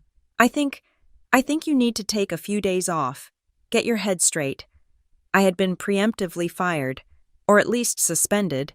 My family had, in one 10-minute visit, destroyed my credibility and my job. I stared at him. The betrayal stung, but it was just one more cut. I untied my apron, the phone still nestled inside, and threw it on the counter. Fine, I said. I walked out the front door, the bell chiming my exit. I got to my car and immediately called Caleb. I didn't even say hello. They were here, I said. Valerie, my father, Brooke. They were at the diner. They're telling everyone I'm insane. They're trying to get me committed. Did you record it?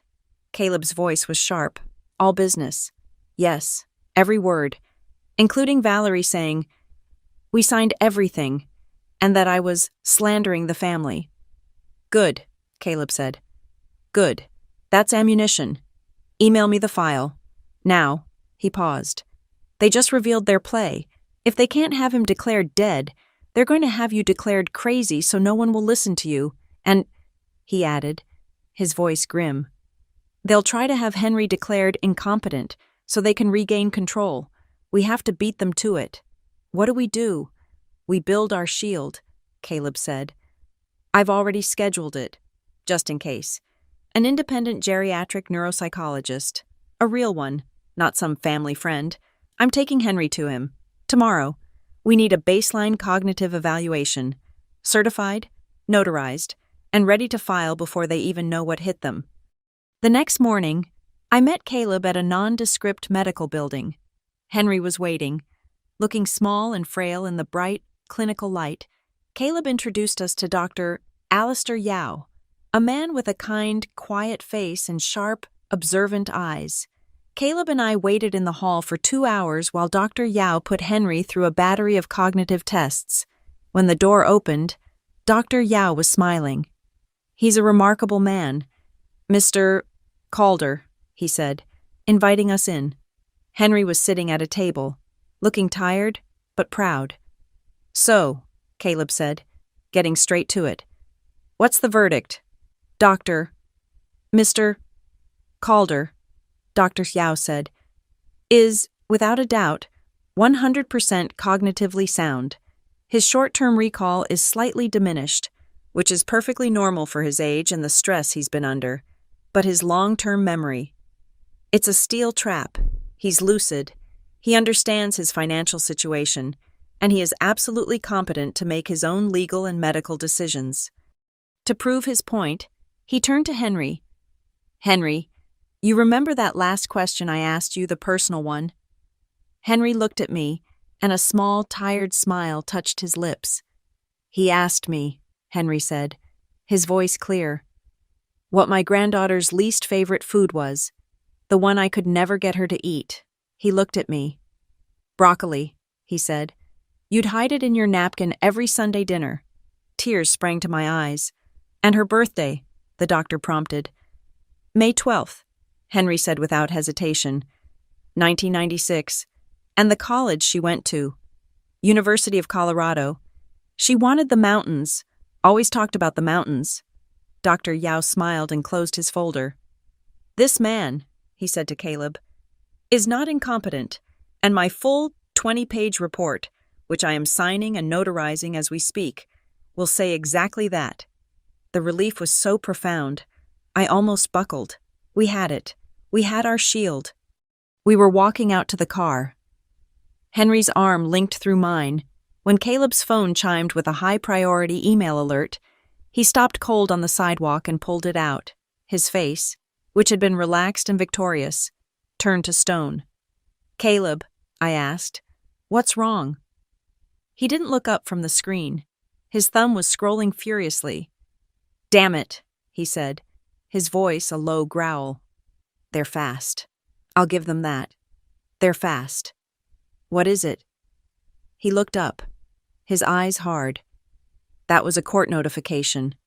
Mark Monroe, using his concerned son status, just filed an emergency petition of his own. He's asking the court to grant him full, permanent guardianship over Henry Calder. But they can't, I said. Dr. Yao just said. They're not using Dr. Yao, Caleb said, his voice flat. They've attached their own evidence, a sworn psychiatric evaluation, signed 2 days ago by a Dr. Evelyn Reed, Valerie's family friend, I'm sure declaring that Henry Calder is suffering from severe dementia, paranoia, and is highly susceptible to manipulation. They're claiming I am the manipulator and that you are unstable. The hearing, God, they've fast-tracked it. It's in 3 days.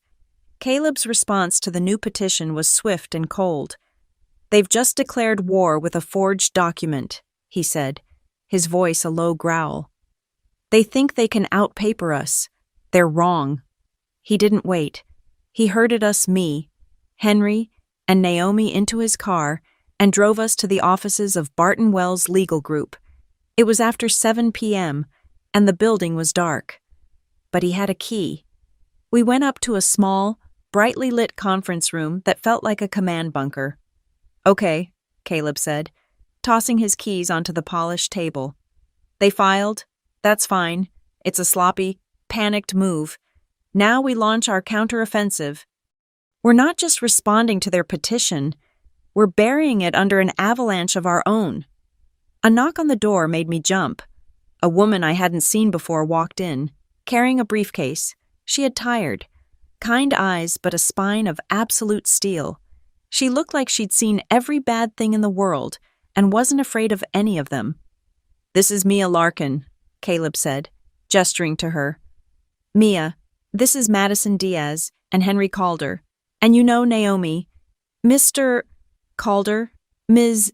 Diaz, Mia said, her voice calm and steady. She shook Henry's hand, then mine. Her grip was firm. Mia is a senior social worker with the Northbridge Adult Protective Services, Caleb explained. I called her as soon as I got the alert. She specializes in cases of financial exploitation. Mia sat down and opened her briefcase, pulling out a simple informational pamphlet. Mr. Calder, she began, her voice professional but infused with a deep, weary empathy. What you have experienced is a crime. It's not a family dispute. It's not a misunderstanding. It's called financial elder abuse, and it's depressingly common. She looked at me. and Ms. Diaz. Their tactic of trying to have you declared unstable is part of the playbook. It's called gaslighting. They isolate the victim, then they discredit any potential advocate. They try to paint the concerned family member as crazy or greedy. You are not crazy. You are the only person who is telling the truth. Hearing this from a state official, a professional, felt like a support beam sliding into place under my collapsing world. I wasn't going insane. I was a textbook case. Valerie and Mark have made 2 critical errors, Caleb said, pacing the room like a caged panther. First, they thought Henry was going to die in that facility, so their forgery and their paperwork were sloppy. Second, they underestimated you, Madison. Now, here is our 3-pronged strategy to take them apart. He held up one finger. Prong 1. The guardianship. Their petition for guardianship is a joke, but a dangerous one. We're not just opposing it. We're filing our own petition for Madison to be granted temporary guardianship of Henry. We will attach Dr. Yao's certified 20-page report, which will make their family doctor's note look like the toilet paper it is. We will also attach sworn affidavits about Henry's isolation. That's our shield. He held up a second finger. Prong 2. The administrative attack. Mia here is going to open a formal investigation through Adult Protective Services into Mark and Valerie Monroe for elder abuse. This is a separate state-level action. It means a government investigator will be subpoenaing records from the care facility, not just visitation logs, but financial records. They will interview staff. They will create an official report of abuse that will be admissible in our civil case. This is our spear. And prong 3, he said, his voice dropping. The hammer. We are taking the entire file, the original will, the forged revocation, the $1 property transfer, the expert handwriting analysis, and Valerie's recorded threat from your diner, and we are compiling it. That file will be hand-delivered to the district attorney's office. We are formally requesting a criminal investigation into Mark and Valerie Monroe for felony fraud, forgery, and financial elder abuse. A criminal investigation. Jail. The words hung in the air, heavy and terrifying. Naomi, who had been sitting quietly, taking meticulous notes, suddenly spoke up. That's the high-level assault. Caleb, but we need a ground game, too. She looked at me. The soft evidence, the human stories, that's what a judge remembers. We need to get sworn statements from anyone who witnessed this, no matter how small. Like who? I asked. The nurse, Naomi said immediately. Kara, the one who gave him the phone. Her testimony is gold. It proves the isolation, and that he was of sound mind, asking for help. We also need to find the old garage manager, the neighbors, anyone who saw Henry's life before, and then saw how Mark and Valerie controlled the narrative after. I can do that, I said, a new resolve hardening in my voice.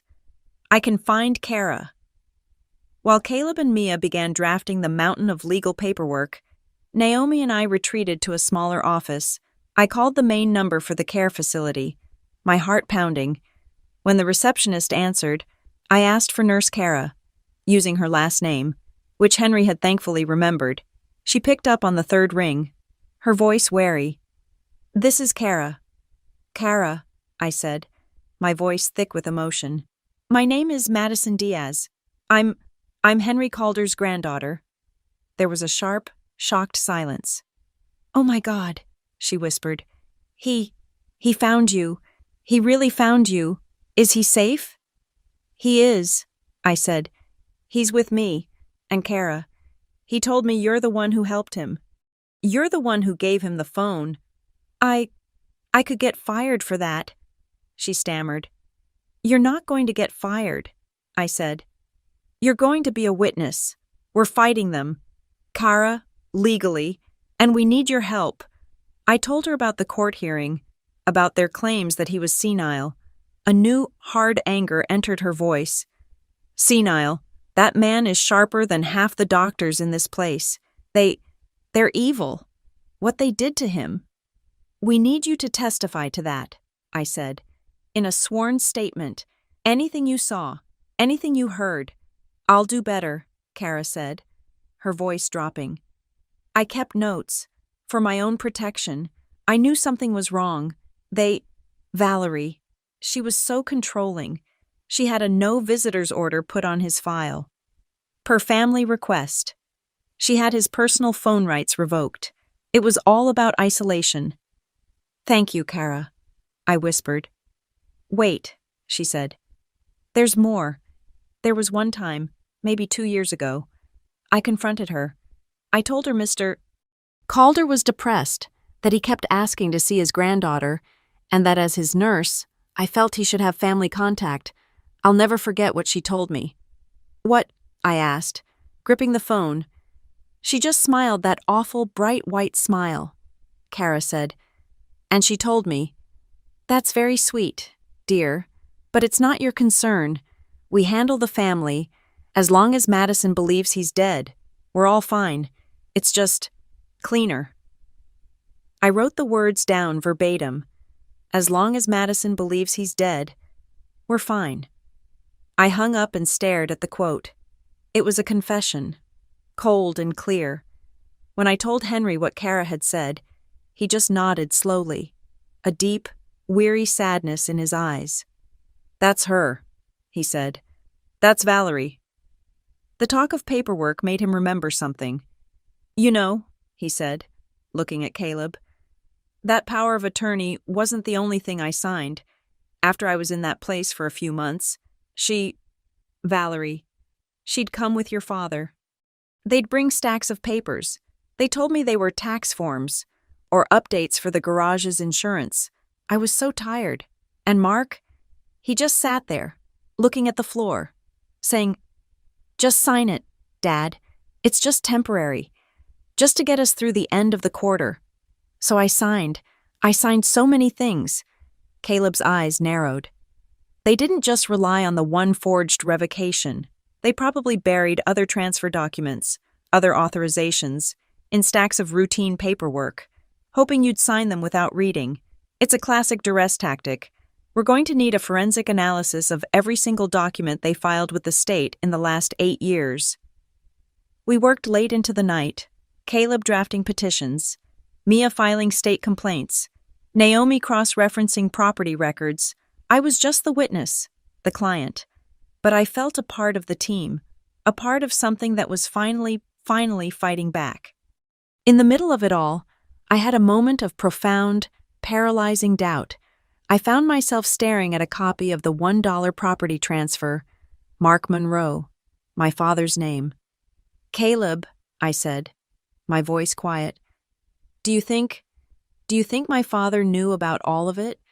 Or was he just, manipulated by her?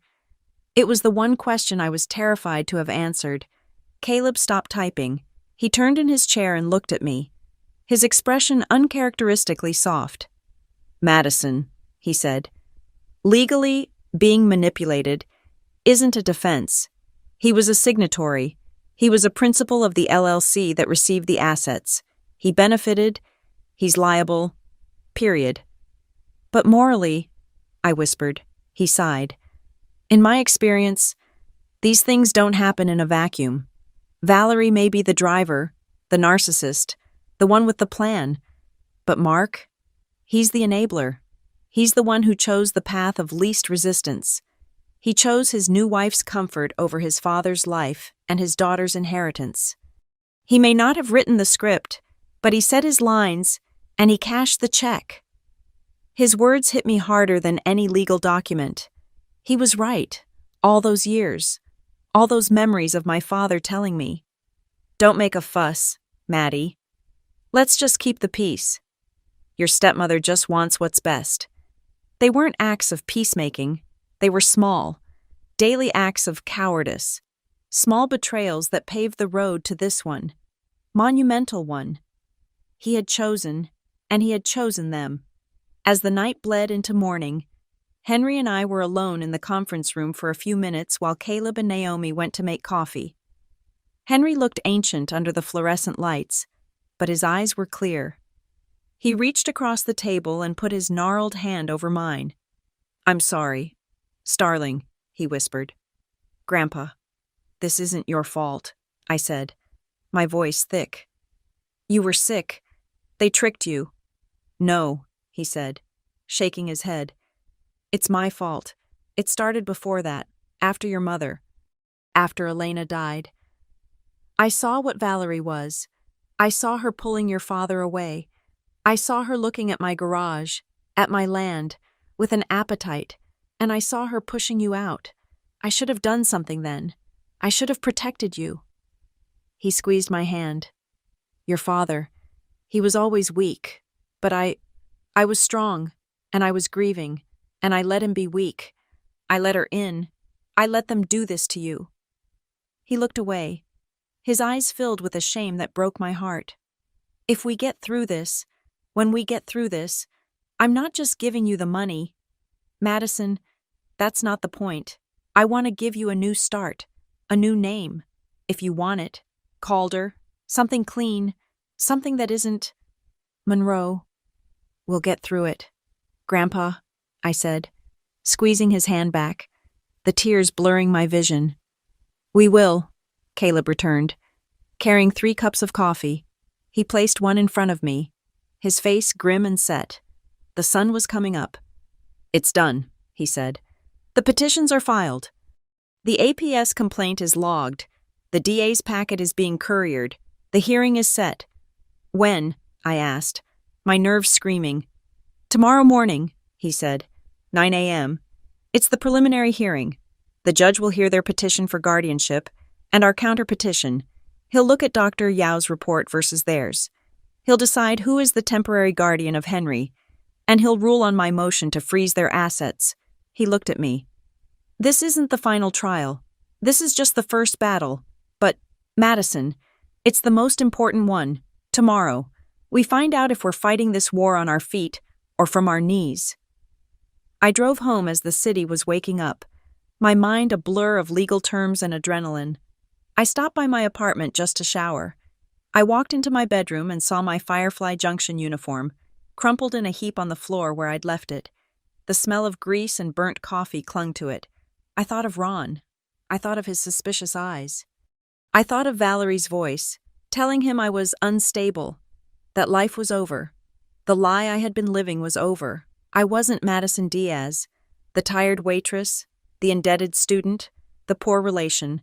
I was Madison Calder, the rightful owner of a stolen legacy. I walked back to my car, bypassing the diner. I didn't need to go inside. I found a pen and an old napkin from my glove box. I wrote 2 words. I quit. I drove to the Firefly, which was just opening for the morning rush. I walked to the back door, the one I had pushed open to find Henry. I didn't go in. I just jammed the napkin into the crack of the door, where I knew Ron would find it. I got back in my car and drove away without looking back. I had a court date to prepare for. My real shift was just beginning. The Northbridge County Courthouse was a severe gray building that smelled of old floor wax, damp wool, and anxiety. We sat on a hard wooden bench in the hallway, me, Henry, Caleb, and Naomi. I was wearing the only professional outfit I owned, a pair of black slacks and a white blouse I'd bought at a thrift store. Henry wore the simple suit Caleb had bought for him, his hands clasped tightly on the knob of his cane, his knuckles white. Okay, Caleb said, his voice low and steady as the courtroom doors down the hall opened. This is it. Remember, the judge is just here for the facts. Their facts, our facts. Let me do the talking. Madison, if she asks you to speak, just tell the truth, exactly as you told it to me. Henry, you just need to be yourself, clear, lucid. Let Dr. Yao's report do the heavy lifting. The doors to courtroom 3B opened. In the matter of the guardianship of Henry Calder, a bailiff called. We stood. I felt Henry's hand tremble on my arm. It's okay, Grandpa, I whispered. I'm right here. I know. Starling, he whispered back, his voice surprisingly firm. Let's go show them what a live ghost looks like. We walked in. It was a large, wood-paneled room, intimidating, and they were already there, seated at the opposing table. Mark, Valerie, their lawyer, a slick, expensive-looking man with silver hair, and in the gallery, sitting in the front row like spectators at a blood sport, were Brooke and Maddie. They both looked profoundly annoyed, as if they had been forced to attend a boring play. Valerie was dressed in a dark, modest navy suit, her hair pulled back. She was the picture of a concerned, grieving, responsible family matriarch. She looked at me, her eyes passing over me as if I were a piece of furniture. And then she fixed her gaze on Henry. I watched her face. There was no shock, no guilt, just a flicker of pure reptilian calculation. She wasn't seeing a man she thought was dead. She was seeing a problem she thought was buried. "All rise," the bailiff said. We stood. The judge, a middle-aged woman named Judge Elena Vasquez, swept in, her face stern and unreadable. We sat. The next 10 minutes were a blur. Their lawyer went first, his voice smooth and reasonable. He laid out their petition for guardianship. He painted a picture of a beloved family patriarch, Henry Calder, who had, in his old age, sadly succumbed to severe dementia. "Your Honor," the lawyer said, his voice dripping with false sympathy, "my clients, Mark and Valerie Monroe, have been his loving caretakers for nearly a decade. They have managed his affairs, ensured his comfort, but recently, Mr. Calder has wandered. He is in a state of paranoid delusion." He gestured toward me. "He has been, unfortunately, found by his granddaughter, Ms. Madison Diaz, a young woman who, we have reason to believe, is suffering from her own profound psychological issues." He placed a thin folder on the judge's desk. "We have, Your Honor, a sworn psychiatric evaluation from Dr. Evelyn Reed, a respected clinician who has known the family for years. Her report, which I am submitting as Exhibit A, concludes that Mr. Calder is severely disoriented, that he is imagining events, and that he is highly, dangerously susceptible to manipulation." His gaze slid to me. "It is our belief that Ms. Diaz, estranged from the family and under severe financial distress, is manipulating her senile grandfather in a desperate attempt to gain access to family funds." I felt the blood drain from my face. The lie was so audacious, so complete. "Thank you, counsel," Judge Vasquez said, her face impassive. She glanced at the report. "Mr. Ortiz." Caleb stood. He was the picture of calm, controlled competence. "Thank you, Your Honor. The opposing counsel's Exhibit A is, indeed, a work of fiction, a very creative one." The other lawyer sputtered. "Objection. Overruled," the judge snapped. "Get to your point, Mr. Ortiz." "My point, Your Honor, is this." Caleb placed a heavy bound document on the judge's desk. "This is our Exhibit A. A comprehensive 20-page cognitive and neurological evaluation of Mr. Henry Calder, performed yesterday by Dr. Alistair Yao, a board-certified, independent geriatric neuropsychologist, not a family friend." He turned to the judge. "Dr. Yao's report, which I'm sure Your Honor will find illuminating, concludes that Mr. Calder is 100% cognitively competent. He is not senile. He is not disoriented. He is, however, a victim." "A victim?" the judge asked, her eyes sharp. "A victim," Caleb confirmed, "of an 8-year-long campaign of illegal isolation, imprisonment, and financial fraud, perpetrated by the very people petitioning for guardianship, Mark and Valerie Monroe." You could have heard a pin drop. Valerie's face went white. Mark's jaw dropped. Their lawyer looked, for the first time, panicked. Brooke and Maddie actually looked up from their phones. "Strong words, Mr. Ortiz," the judge warned. "I have the facts to back them, Your Honor," Caleb said. "To that end, I would like to call Ms. Mia Larkin." Mia was sworn in. She was calm, professional, and devastating. She presented the findings of her newly opened APS investigation. "Your Honor, our initial findings are deeply disturbing. We subpoenaed the visitation logs from the Northbridge Care Facility for the last 8 years. Mr. Calder was admitted, as his son claims, but he was not cared for by his family. She consulted her notes. In 8 years, Mr. Calder's son, Mark Monroe, visited him a total of 9 times. His granddaughters, Brooke and Maddie, never visited, not once. The only regular visitor was his daughter-in-law, Valerie Monroe, and her visits, according to nursing logs, almost always included her attorney. She looked at the judge. The file also contains a no visitors order and a revocation of phone privileges signed by Mr. Monroe to protect Mr. Calder's mental state. He was, in effect, completely isolated from the outside world. This is not care, Your Honor. This is a classic textbook pattern of coercive control and isolation, consistent with financial elder abuse. Valerie's mask was cracking. She was whispering furiously to her lawyer. And finally, Your Honor, Caleb said, I would like to call Madison Diaz. My legs felt like water. I walked to the stand, was sworn in. My voice was shaking. Caleb was gentle. Ms. Diaz, can you please tell the court, in your own words, what happened on the night of November 3rd? I told them. I told them about the graveyard shift, the smell of grease, the flickering neon. I told them about the old man walking in, ordering salty pancakes. I told them about the name Starling. What did you feel, Ms. Diaz, when you saw him? I looked at Henry, and then at the judge. I felt terrified, I whispered. I thought I was losing my mind, because this man, my grandfather, my family told me he was dead. I went to his funeral. I cried over an empty hole in the ground. I turned my gaze to Mark and Valerie. For 8 years, I said, my voice gaining strength. I believed he was gone. For 8 years, I have been working 2, sometimes 3 jobs to pay off the student loans I had to take out because my family told me my grandfather had died in debt, that he'd left nothing. My voice broke, but I didn't care.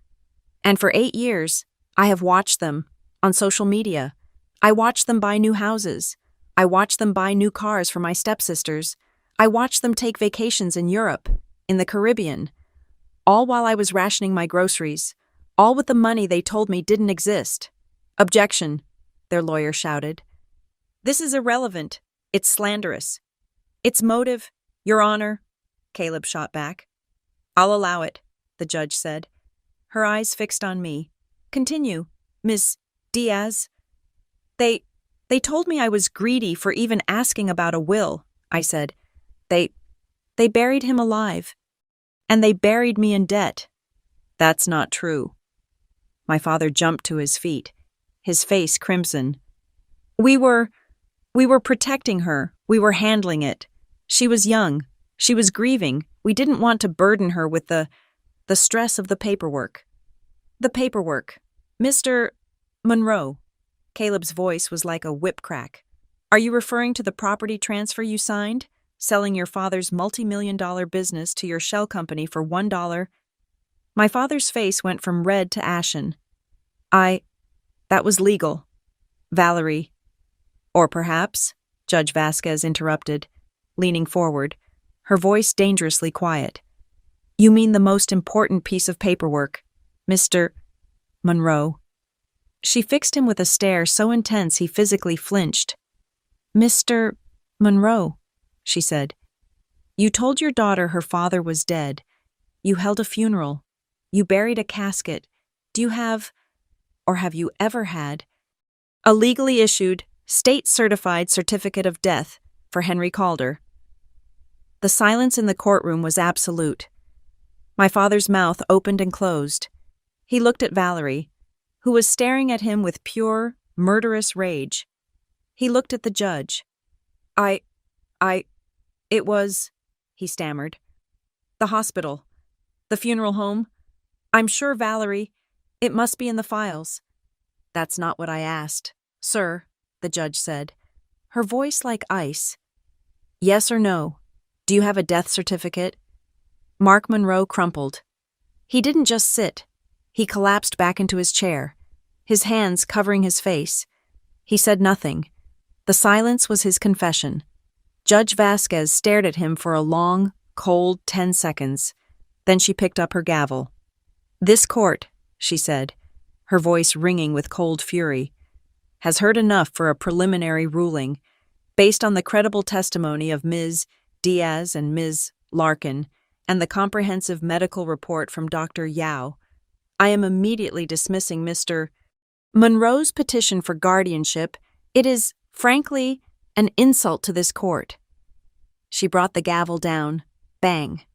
"Furthermore," she continued, "I am granting Ms. Diaz's petition, effective immediately. Madison Diaz is appointed temporary guardian and sole medical proxy for Mr. Henry Calder, pending a full guardianship hearing.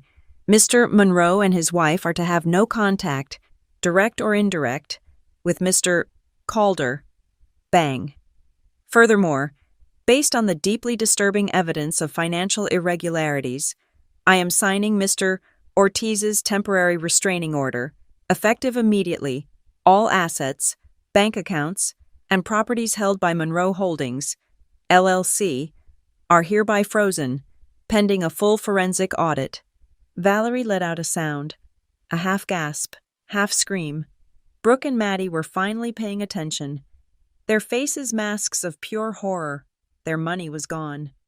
"And finally," the judge said, glaring at the opposing counsel, "I am ordering the Northbridge Care Facility to release any and all records, medical, financial, and administrative, pertaining to Mr. Calder directly to Mr. Ortiz's office within 24 hours. This hearing is adjourned." Bang.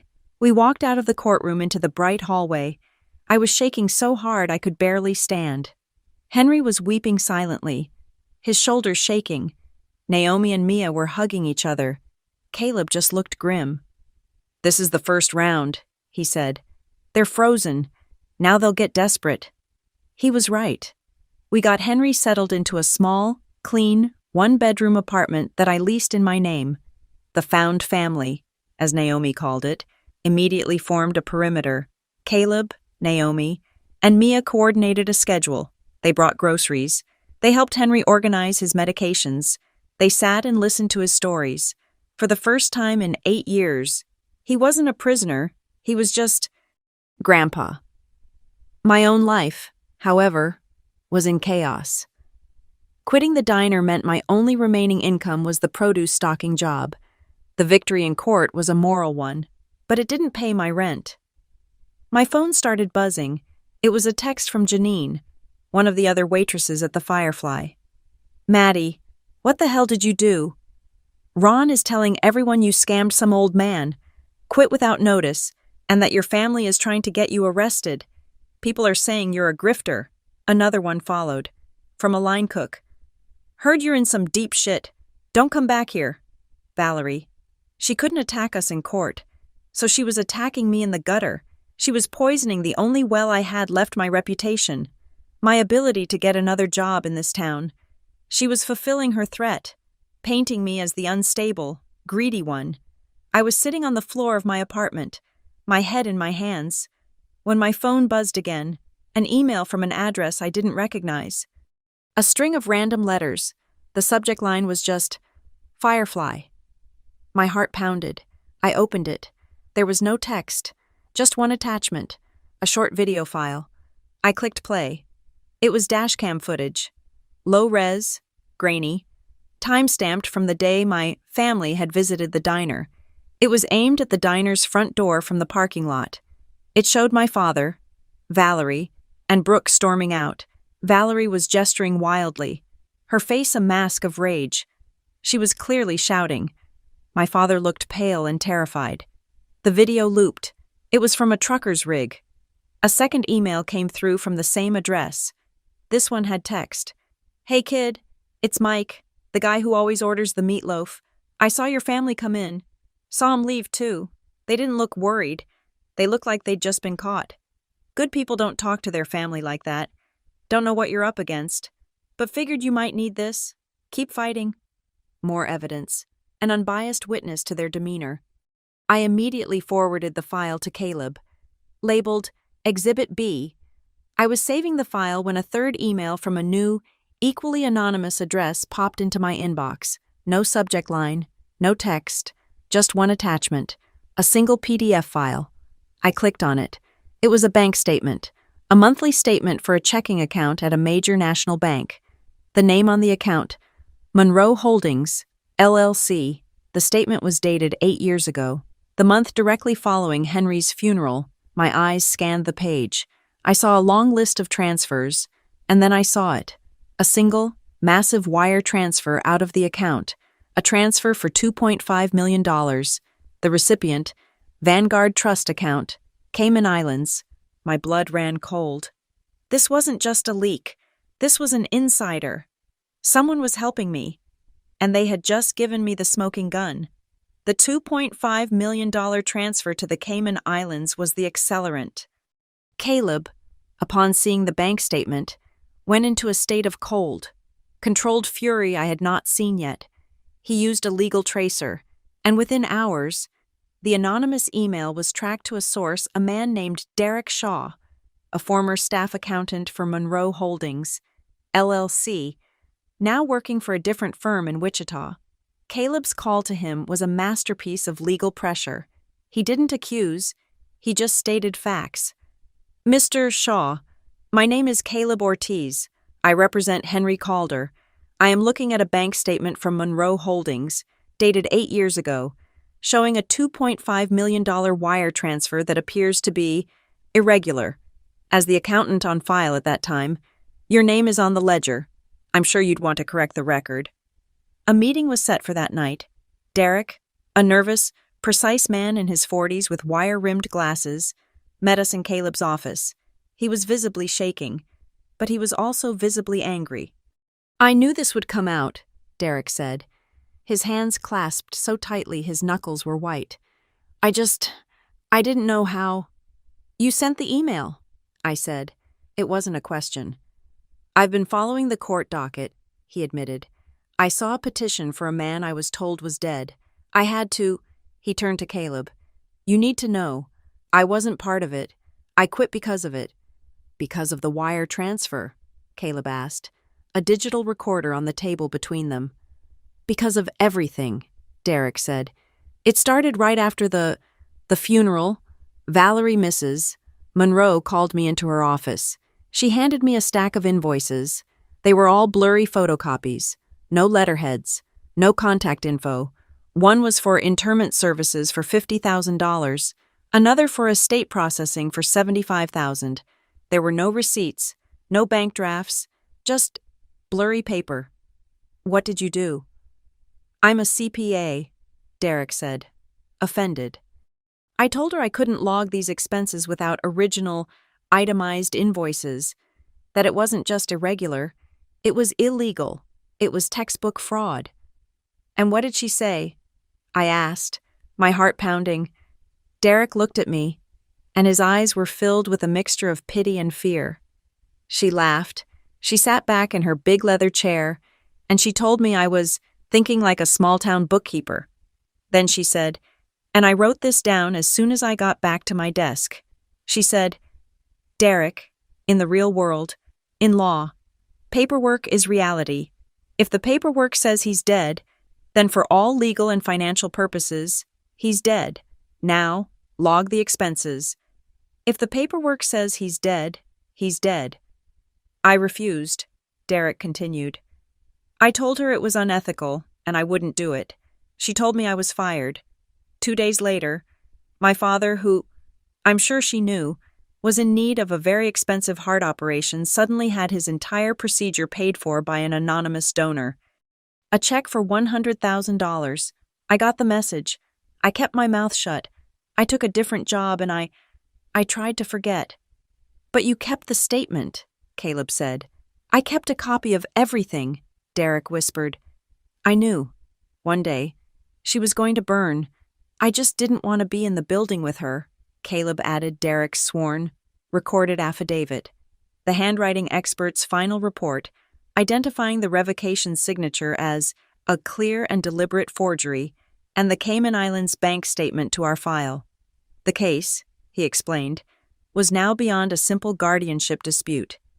He filed a new motion, and the court agreed. Our case was upgraded from a preliminary hearing to a full evidentiary hearing on the fraudulent conveyance of assets. And because of the overwhelming evidence of criminal action, Judge Vasquez had formally invited a representative from the district attorney's office to observe. The second time we entered that courtroom, the atmosphere was different. It wasn't just a family dispute. It felt like a murder trial where the victim had just walked in to testify. All the players were there, but their confidence was gone. Valerie looked thin, brittle, her eyes darting everywhere. My father looked like a man who hadn't slept in a week, his face a gray mask of terror. Brooke and Maddie were not in the gallery. The money, it seemed, was the only thing that had held their interest. The hearing was a systematic execution. Caleb was no longer a lawyer. He was a surgeon, dismantling their lies piece by piece. He called Dr. Alistair Yao, who calmly and clinically presented his report, confirming Henry's competence. He then called the opposing expert, Dr. Evelyn Reed. She was flustered, defensive, and, under Caleb's precise cross-examination, was forced to admit that she had never performed a single cognitive test on Henry, that her evaluation was based entirely on a 2-hour conversation with Valerie, and that, yes, she and Valerie had been sorority sisters in college. He called Nurse Kara. Her testimony was devastating. She recounted Henry's constant, desperate requests to contact me. She detailed the no visitors order, and then she delivered the killing blow. I heard Mrs. Monroe say it herself. She said, "As long as Madison believes he's dead, we're all fine." He called Derek Shaw. Derek presented his ledgers. He pointed to the $50,000 expense for a funeral that, as we had established, was held at a non-existent chapel. He told the court, under oath, Valerie's words, "If the paperwork says he's dead, he's dead." Then Caleb projected the documents onto a large screen for the entire court to see. First, the original will. My name, clear as day. Second, the forged revocation. The handwriting expert's report was read aloud, detailing every unnatural tremor and deliberate hesitation in the signature. Third, the $1 property transfer. And fourth, the bank statement, the $2.5 million wire transfer to the Cayman Islands, dated 1 week after my inheritance was stolen. And finally, Caleb called Henry Calder to the stand. My grandfather walked slowly, with his cane, but his back was straight. He sat down, looked directly at the judge, and told his story. He spoke of his TIA, of the isolation. He spoke of being told I was in Spain, that I was traumatized, that I didn't want to see him. He spoke of signing papers he was told were for taxes, for insurance, while his son, his only child, stared at the floor. He never once raised his voice. He didn't have to. The simple, unadorned truth was the most damning testimony of all. When he was finished, he turned his head and, for the first time, looked directly at my father. "You were my son. Mark," he said, his voice not angry, just filled with a profound, bottomless disappointment. "You were my son, and you let her do it. You let her bury me." It was Valerie's turn. Her lawyer tried to build a defense, but it was like trying to build a house in a hurricane. Valerie took the stand, a vision of wronged motherhood. "It's all a misunderstanding," she insisted, dabbing at her dry eyes with a tissue. "Henry, dear Henry, his memory is not what it was. He forgets. He imagines things." "He imagined the bank statement?" Caleb asked, his voice silk. "That was a business transaction," she snapped. "Mark and I, we were protecting the assets from creditors, from market volatility. We were doing what was best for the family. By transferring them offshore, out of his reach. We were protecting Madison." She tried, turning to the judge, her voice dripping with fake emotion. "I raised that girl, after her mother died. I took her in. I fed her. I clothed her. And this is the thanks I get. She's ungrateful. She's She's unstable. She's greedy. Unstable, Mrs. Monroe, Caleb said, his voice quiet. He held up his phone. Is that what you were telling her when you threatened to have her committed? He pressed play. My voice, confused and small, filled the courtroom. He is alive. I saw him, and then Valerie's. A low, vicious hiss. Listen to me, you foolish girl. I don't know what game you think you're playing, but you need to stop. If you keep insisting on this delusion, the police will think you are slandering this family. We have 8 years of paperwork. We signed everything. It is all legal. It is all done. Do you understand me? The courtroom was silent. The blood drained from Valerie's face. Her lawyer was staring at his legal pad as if it held the secrets to the universe. She had been caught. The mask of the loving stepmother was not just cracked, it was vaporized. She stammered. I was upset. She was clearly delusional. No further questions, Your Honor, Caleb said, sitting down. The final witness was my father. He looked like a dead man walking. He was placed on the stand, not by Caleb, but by his own lawyer, in a desperate attempt at damage control. But Caleb's cross-examination was brutal. It was a series of simple, yes or no questions. Mr. Monroe, did you ever, at any time, see your father's body after his death? No. Mr. Monroe, did you ever, at any time, see a state-issued death certificate for your father? Valerie, she handled the paperwork. Yes or no? Mr. Monroe. No. Mr. Monroe, is this your signature on the order to the Northbridge Care Facility, revoking your father's phone privileges and placing him on a no-visitors list, effectively isolating him from the world, including his granddaughter? My father stared at the document on the screen. His whole body was shaking. Yes, he whispered. And Mr. Monroe, you did this. You signed this, knowing your father was alive, while simultaneously telling your daughter, Madison, that he was dead. He didn't answer. He just stared. The prosecutor from the DA's office, a sharp woman in a gray suit, stood up. Your Honor, she said, her voice carrying the weight of the state. At this time, I feel it is necessary to inform the court that our office is formally reviewing this case for criminal charges. The evidence presented today suggests a high probability of multiple felonies, including forgery, conspiracy to commit fraud, grand larceny, and, most seriously, felony financial elder abuse, which carries a significant prison term. I sat in the front row, watching my father. I was numb. I felt a small, cold part of me die. It was the last, stubborn, childish part of me that had held out hope, the part that had believed, despite everything, that he was just a coward, that he was a victim, too. He wasn't. He was an accomplice. He was a co-conspirator. He made his choice every day for 8 years. Judge Vasquez, who had been listening to the entire day's testimony with a face like granite, leaned forward. She looked at my father, who was still frozen on the stand. She ignored the lawyers, the prosecutor, everyone. She spoke directly to him. Mr. Monroe, she said, her voice not loud, but it cut through the room. One final question. You have testified that you signed the papers that isolated your father. You have admitted you lied to your daughter. You have admitted you never saw a death certificate. Why? She leaned in further. Did you, Mr. Type, or did you not, willingly and knowingly, allow your wife to direct every one of these actions, to seize your father's assets, and to disinherit your own daughter? It was the final pin, the one that would bring the whole rotten structure down. My father looked at the judge. He looked at Valerie, her face a mask of silent, screaming fury. He looked at Henry, who just looked back at him, his face carved from sad, old stone. And then, my father broke. He crumpled.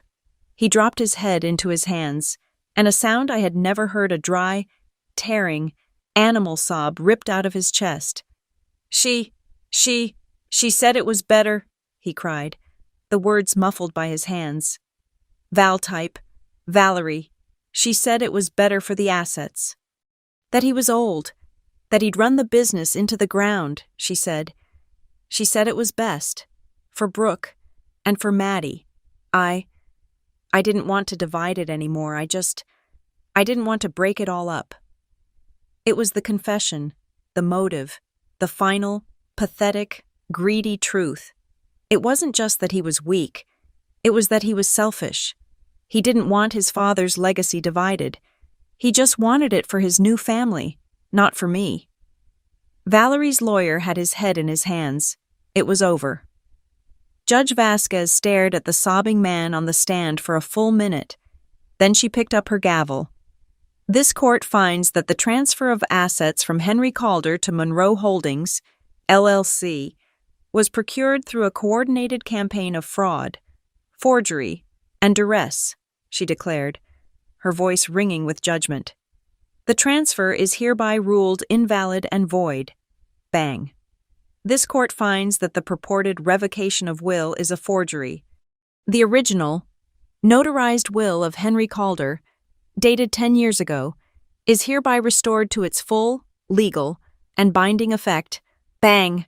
I clapped my hand over my mouth, a sob of my own, one of 8 years of grief and rage, finally escaping. This entire matter, including all testimony and evidence presented here, is formally referred to the District Attorney's Office for immediate criminal prosecution of Mark and Valerie Monroe. Bang. A final hearing, she concluded, glaring at the wreckage of my family. Will be scheduled in 30 days. At that time, this court will determine the final allocation of all recovered assets, as well as punitive damages and attorney's fees, and Ms. Diaz, she said, her gaze softening for just a second as she looked at me. At that time, the court will hear your requests for any final settlement. You will have to decide exactly what justice looks like to you. The 30 days between that hearing and the final judgment were the strangest of my life. The court's freeze on Monroe Holdings, LLC, was a financial cataclysm for my father and Valerie. Their credit cards were declined. The liens meant they couldn't sell their house, their cars, or anything of value. Their lawyers, who had suddenly realized their clients were now destitute, were filing panicked, failing motions to get the freeze lifted. I, on the other hand, had a new life. I had walked out of the Firefly Junction and into the Second Sunrise Cafe. It was a bright, clean, busy coffee house in downtown Northbridge, worlds away from the interstate. The owner, a woman named Sarah, who had read about the initial court hearing, had interviewed me. She said she liked people who could handle a crisis. I wasn't a waitress. I was the new shift manager, with a salary, health insurance, and the promise of a small equity share if I could help the business grow. On the morning of the final hearing, I was behind the counter, my hands steady as I steamed milk for a latte. The air smelled of dark roast coffee and cinnamon, not stale grease. At exactly 8 a.m., the bell on the cafe door chimed. Henry walked in. He wasn't the man in the pilled oatmeal sweater. He was wearing his suit. His hair was neatly cut. He looked rested, strong, and clear-eyed. He walked past the pastry case, straight to the counter where I stood. He didn't look at the menu board. "I'll have the special, please," he said, a small twinkle in his eye. I smiled, leaning on the counter. "The garage special, I assume." "That's the one," he said. 2 eggs, hard as rocks, bacon, almost burnt, and a stack of pancakes. "Hold the syrup." He paused, tapping a finger on the counter. "And, I think today, a large, fresh-squeezed orange juice, to celebrate." I poured his juice while the cook, who I'd already prepped, started on the strange order. We drove to the courthouse in my car. It was a clear, cold morning. Henry was quiet for several blocks, just watching the world go by. "You know, Starling," he said finally, looking at his hands. "I was always a good mechanic. I knew how to fix an engine, but I was never a fool. I knew how to read people, too." "I know that," Grandpa, I said, my hands tight on the wheel. I saw that Valerie, he continued. Long before she married your father, I saw her the first time she visited the garage, back when your mother was just sick. She wasn't looking at your father. She was looking at my ledgers, at the dispatch board. She had an appetite.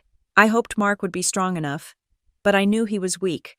That's why I made the will, the one Caleb found, to protect you. He turned to me, his gaze intense. But I also made a backup plan, just in case. My heart skipped. A backup? Lawyers are good, he said with a grim, faint smile. But bankers are better. A year before I had that TIA, a full 2 years before they put me in that place, I set up a private, irrevocable trust with a bank in Wichita. It was quiet, off the main books. I put a minority share of the garage into it, about 20%, and all of my private savings. Your father and Valerie, they only knew about the main operating accounts. What kind of trust? I whispered. I called it a dead man's switch, he said. I set the terms with the bank. The trust was dormant, invisible. It would only activate and transfer full control of its contents to you, Madison Diaz, under 3 specific conditions. 1, if I was ever declared legally incompetent, and your signature was not on the document. 2, if my personal mail was forwarded from my home address for more than 6 months. Or 3, if a certificate of death was filed in my name. Or if one failed to be filed within a reasonable period of a presumed death. That bank, Starling, has been monitoring the state records for 8 years, just waiting for a flag. I pulled into the courthouse parking lot, my mind reeling. So, Henry finished, when your lawyer, Caleb, filed that motion showing no records found for my death certificate in 2 different counties, it triggered the 3rd clause. The bank contacted Caleb last week, that 20%, and all those savings, they're already yours. They're sitting in a new account in your name. They have been for a month. Valerie's fraud didn't just fail. It unlocked your inheritance. Even if we lost everything today, Madison, we'd already won. He had outsmarted them. From 8 years in the past, from inside a locked room, he had still managed to outsmart them. We walked into the courtroom. It was packed. The story had leaked. Reporters from the Kansas City papers were in the back. Mark and Valerie were already seated. They looked destroyed. The asset freeze had been catastrophic. My father looked like a hollowed-out old man, his suit hanging off his frame, his face gray and stubbled. He had aged 2 decades. Valerie was thin, her hair brittle, her face a mask of cold, reptilian fury. She didn't look defeated. She looked furious that the world had dared to catch her. Judge Vasquez entered, and she wasted no time. This court has reviewed all evidence from the evidentiary hearing, she announced, her voice ringing with finality. The findings are clear. She didn't look at them. She read her judgment to the room. This court hereby affirms its previous finding. The original, notarized will of Henry Calder is the only valid and binding instrument. It is restored to its full legal effect. Ms. Madison Diaz is the sole primary beneficiary of the estate. I let out a breath I felt like I had been holding for 8 years. Furthermore, Mark and Valerie Monroe are found jointly and severally liable for the full value of all assets, liquid or otherwise, that were fraudulently transferred from the estate of Henry Calder to Monroe Holdings, LLC. They are hereby ordered to repay this amount in full, plus 8 years of compounded interest. A lien is placed on all personal property, real estate, and other assets they currently hold until such time as this judgment is satisfied. It was a life sentence of debt. They were ruined. The criminal matter, she continued, is, of course, in the hands of the district attorney, who I am certain will be moving forward based on the overwhelming evidence of felony fraud, forgery, and financial elder abuse. She set down her papers.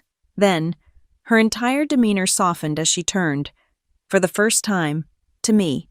The courtroom was dead silent. Ms. Diaz, she said, her voice now quiet. You and your grandfather are the clear victims in this tragedy. The law provides for punitive damages, for emotional distress. You have been slandered. You have lost 8 years of your life under the false pretenses of grief and debt. You have been wronged in a way this court rarely sees.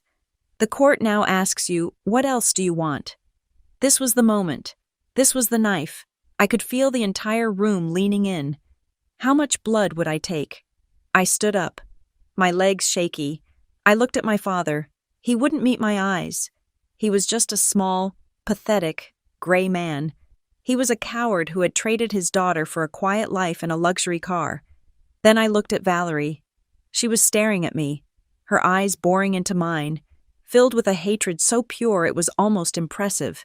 She wasn't sorry. She was just angry I had won.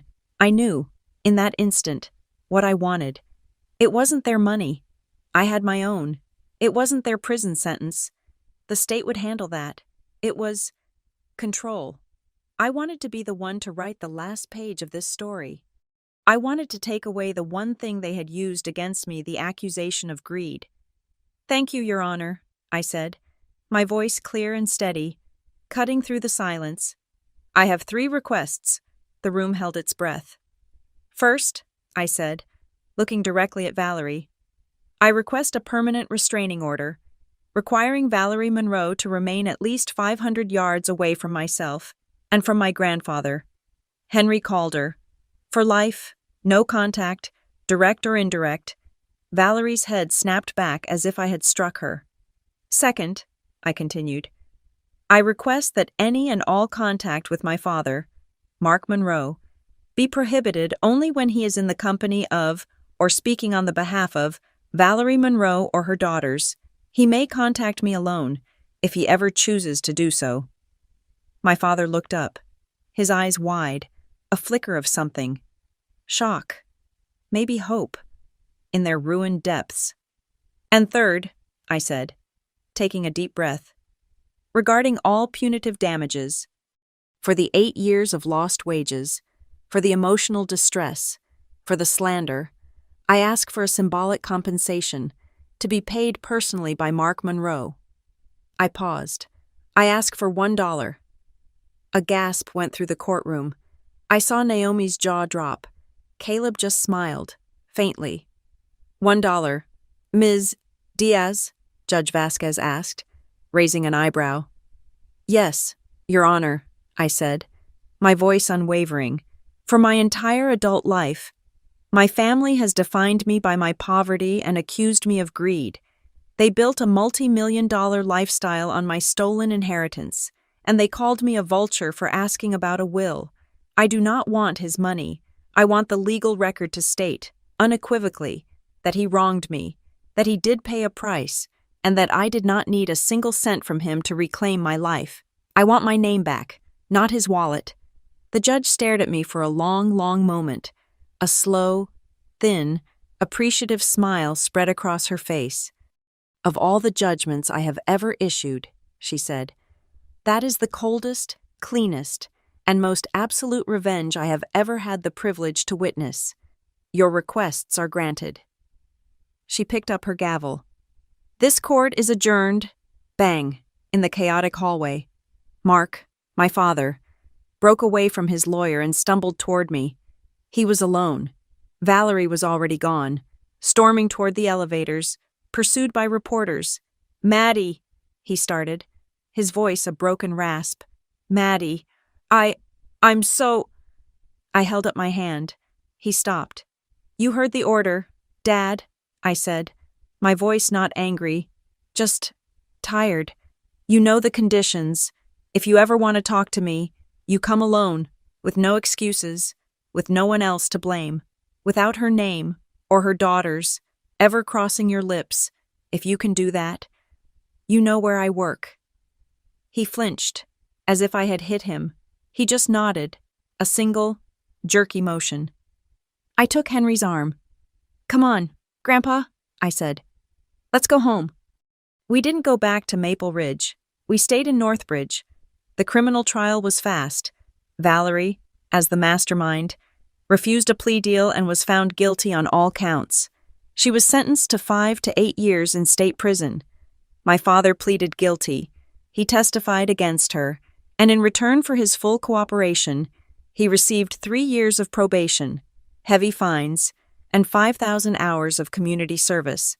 I used the money from Henry's secret trust and the assets the court began to recover to buy back the garage. We didn't reopen it. We leased the land and the contracts to a national logistics company. The lease provided a steady, comfortable income for both me and Henry for the rest of our lives. But I did fly back to Kansas once.